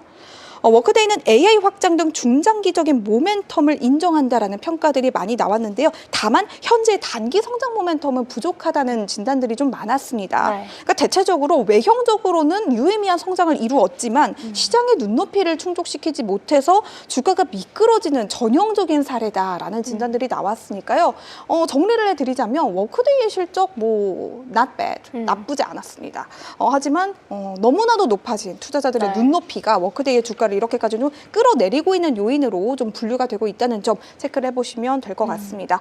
PM10에서 실적 이야기를 드릴 때 저도 지금 프리마켓 주가가 쭉쭉 잘 가고 있는 기업을 설명드리면 저도 기분이 좋거든요. 근데 뭐 오늘은 디어도 그렇고 워크데이도 그렇고 약간은 주가가 조금 미진한 모습을 보여주고 있습니다. 다만 그래도 디어도 그렇고 워크데이도 그렇고 실적 자체는 나쁘지 않게 나왔고요. 디어 같은 경우는 농업이 뭐 둔화를 겪고 있는 시기다라는 이야기들이 나오고 있습니다. 어쩔 수 없지만 워크데이 같은 경우는 뭐 그래도 상승 촉매가 부족했다 정도의 이유이지 상승 재료가 아예 없지 않습니다. 이러한 부분들 여러분들이 한번 체크를 해보시면 될 것 같아요. 그 다음으로는 정말 시장에서 관심이 많은 두 기업이죠. 제가 네. 이렇게 화면을 보지 말고 물어볼게요. 어떤 기업을 할까요, 오늘? 제가? 알파벳. 맞아요. 남은 시간은 구글, 알파벳. 아, 저는 그리고 깜짝 놀란 게 이미 너무 스포가 다 되어 있어가지고 그러니까요. 저도 이미 보고 있는데 저도 이거 민망했지만. 거짓말을 해야 하나? 구글 그리고 엔비디아 네. 이야기로 정말 좋습니다. 시장의 가장 큰 가장 화두인 중심이죠. 두 기업의 이야기를 뭐 해도 끝이 없지만 네. 간단하게 나온 이야기 여러분들과 추가적으로 좀 나눠보도록 할게요. 네. 일단 구글에 대해서 디버터 자산운용의 CNBC와 인터뷰를 통해서 실리콘밸리 권력의 역학관계가 바뀌고 있다라고 언급을 했다고 합니다. 엔비디아의 주가는 낮아지고 있고 구글의 주가는 높아지고 있는 현재 상황이 장단기적으로 모두 구글에게 아주 긍정적인 상황이 펼쳐지고 있다고 얘기를 했다고 하네요. 이 구글이 AI 시장에서 경쟁력이 떨어진다는 우려를 모두 이번 기회를 통해서 불식시켰고 네. 이 챗봇 시장의 20%만이 제미나이를 자주 사용하는 비율이었는데 이제는 구글이 그 기회를 치고 올라갈 수 있는 아주 좋은 기회를 제미나이 3를 통해서 마련했다라는 이야기도 나왔다고 합니다. 제가 어제 프리마켓 뉴욕 때 이야기를 드렸던 건데 이거 진짜예요. 세일즈포스의 CEO가 그 제미나이 3를 써보고 네. 아 미쳤다라고 표현을 하면서 네. 이거 너무 엄청나다. 자기 지금까지 몇 년 동안 GPT를 써왔는데 절대 이제 GPT로 안 돌아가겠다라는 말까지 했다고 바로 하는데 버려. 바로 버려 이렇게 했다고 하는데 그 정도로 제미나이 3가 아주 놀라운 네. 그런 기능들을 좀 자랑을 하고 있다고 하죠. 그러면서 디버터 자산운용은 매일 구글의 검색 엔진을 사용하는 사람들이 약 25억 명 정도가 되는데 이 챗 GPT가 디지털 검색 생태계를 혼란에 빠뜨렸음에도 구글의 강점은 다른 어떠한 플랫폼보다 더 많은 사용자에게 도달할 수 있는 힘과 유동성을 가지고 있다. 그러니까 네. 구글이 가지고 있는 생태계가 말 그대로 어마어마하다는 거죠. 네. 그게 구글이 가진 가장 큰 장점이라고 보실 수가 있다라는 이야기 제가 한번 여러분들을 통해서 이야기를 좀 드려보도록 하겠습니다. 이번에는 엔비디아 이야기를 한번 넘어가 볼게요. 방금 구글의 칭찬이었다면 이번에는 엔비디아의 칭찬입니다. 그러니까 어떻게 보면 약간 좀 양극단에 있는 이야기로 볼 수가 있겠는데 어쨌든 우리는 공정해야 하니까요. 엔비디아 이야기 전해드릴게요. 번스타인이 이러한 상황에도 불구하고 나는 엔비디아에 대해서 여전히 낙관적이다라고 입장을 표명을 했다고 합니다. 엔비디아의 GPU는 절대 사라지지 않을 것이다. 저희가 뭐 프리마켓 뉴욕 때도 말씀드렸지만 불멸의 엔비디아. TPU와 GPU는 가는 길 자체가 다른데 네. 왜 이렇게 두 기업을 경쟁을 붙이려고 하냐라는 그런 설명을 좀 남겼다고 합니다. 그러면서 지금의 경쟁은 더 많은 컴퓨팅 자원을 확보하려는 것이지 우위를 정하려는 그러한 싸움이 아니다. 그러니까 그냥 시장이 파이가 커지고 있는 그런 하나의 흐름인데 우리가 아직 이걸 경험해보지 못해서 누군가가 반드시 1등을 하고 누군가는 2등을 해야 하는 그러한 경쟁 구도를 지금 만들고 있다는 것 자체가 잘못됐다라고 이야기를 했다고 합니다. 그러면서 GPU에서는 엔비디아가 정말 압도적인 선두자라면서 구글의 TPU의 즉각적인 타격은 절대 입지 않을 것이다 라고 했다고 하고요. 네. 또 뱅크 오브 아메리카도 번스타인과 마찬가지로 긍정론을 제시를 했습니다.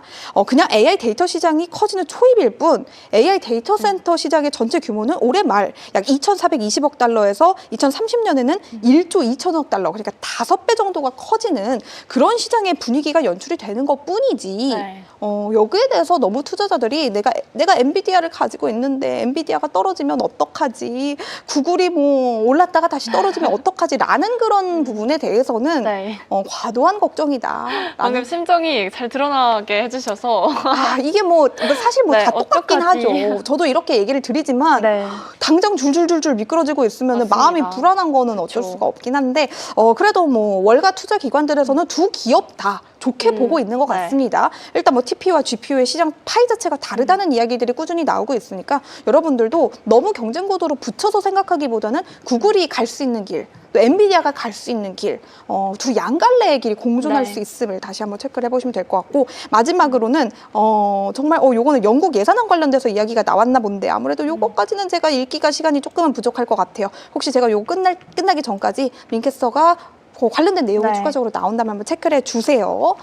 저는 짐 크레이머, 매드머니의 진행자, 요즘 거의 매일 1 매드머니 짐 크레이머, 1 크레이머 하고 있는 것 같은데 관련돼서 또 엔비디아 이야기 한번 여러분들과 공유를 해보도록 하겠습니다. 제목을 보시면 짐 크레이머가 엔비디아에 대한 매도세가 너무 과도하다, 두려움에 의해서 움직이는 것이지 펀더멘털에 대해서 움직이는 게 절대 아니다 라는 이야기를 남겼다고 합니다. 오늘도 키포인트 3개 여러분들과 함께 좀 읽어볼게요.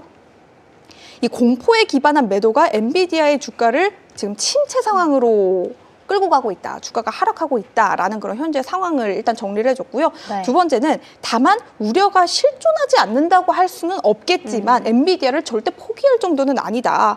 그러면서 여기 이렇게 나와 있어요. 여러분, 구글을 너무 일찍 팔았을 때를 한번 떠올려 보세요. 네. 라고 되어 있습니다. 그러면서 현재 변동성은 엔비디아의 장기 강세를 절대 바꾸지는 못할 것이다. 일시적인 움직임일 뿐이지 엔비디아는 여전히 건재하다라는 의견을 좀 남겼다고 합니다. 그러면서 짐 크레이머는 AI를 믿든가 말든가 둘 중 하나만 존재할 뿐이다 라면서 내가 만약 AI에 확신이 없다면 단 하나 사야 할 종목은 네. 구글이 아니라 엔비디아다라는 이야기를 남겼다고 합니다. 그러면서 지금 주식시장이 너무 여기 이렇게 나와 있어요. 제로섬 공포 게임과 네. 같은 흐름으로 좀 흘러가고 있는데, 그러니까 랠리 때는 사고 아니면 바로 팔아버리고 이러한 흐름이 나타나고 있는데, 지난 10년간 이런 사람들, 그러니까 약함을 참지 못하거나 자기가 산 회사를 믿지 못하는 사람들이 지금까지 매번 성과를 놓쳐왔다. 또 그런 사람이 되고 싶느냐라는 반문을 했다고 합니다. 그러면서 여기 예시에 테슬라가 하나 언급이 되어 있는데, 테슬라는 회사가 전기차 경쟁이 치열해지자 자율주행 또 휴머노이드 로봇과 같은 분야로 전환을 했다라고 쓰여져 있습니다. 그러니까 여기 나와 있는 이 M7 기업들, 우리 빅테크들이 어느 시기에 발전을 하느냐, 핵심 사업이 위협을 받을 때 여기에 적응하는 과정에서 다시 한번 업그레이드가 되는 과정을 겪는 것이다. 네. 테슬라가 대표적인 예시인 것이고, 여러분들이 생각하는 구글과 엔비디아도 마찬가지로 지금 같이 경쟁하는 현재 상황에서 결국 둘 다 발전을 해나갈 것이다. 네. 그리고 그 중에서도 압도적으로 치고 나가는 거는 당연히 엔비디아가 될 것이다 라는 네. 이야기를 했다고 합니다. 그러면서 엔비디아를 믿지 못하는 거는 제가 아까 말씀드렸던 것처럼 구글의 주가가 2배가 되기 전 팔면서 후회했던 시절을 반복하는 것이다. 그때를 떠올려 보세요. 지금 구글을 가지고 있을까 후회하지 않으시나요? 엔비디아도 지금 파신다면 마찬가지일 것입니다 라는 의견을 남겼다고 합니다. 그러면서 엔비디아를 좋아하지 않으신다면 네. 굳이 사실 필요는 없겠습니다.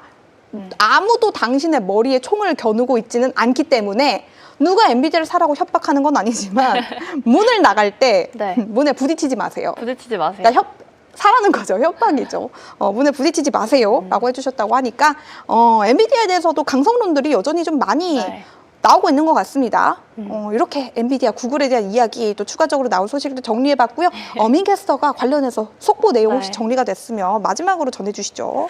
뭐 영국 정부가 이 부족한 재정을 좀 채우기 위해서 배당금이나 부동산 그리고 뭐 저축소득세율과 도박세를 인상한다는 내용의 좀 보도가 나왔습니다.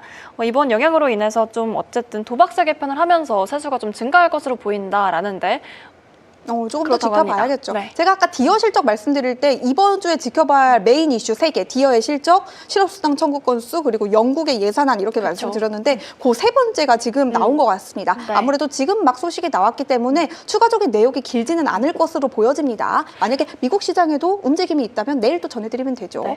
마지막으로 오라클이 지금 현재 선물 시장에서 크게 뛰는 모습인데요. 네. 이 도이치방크가 오라클 매수 투자 의견을 좀 상향 조정을 했습니다. 네. 목표가를 그 한마디에 375달러까지 올렸다고 합니다. 지금 많이 좀 올린 모습이 $375. 네, 많이 올린 모습이죠.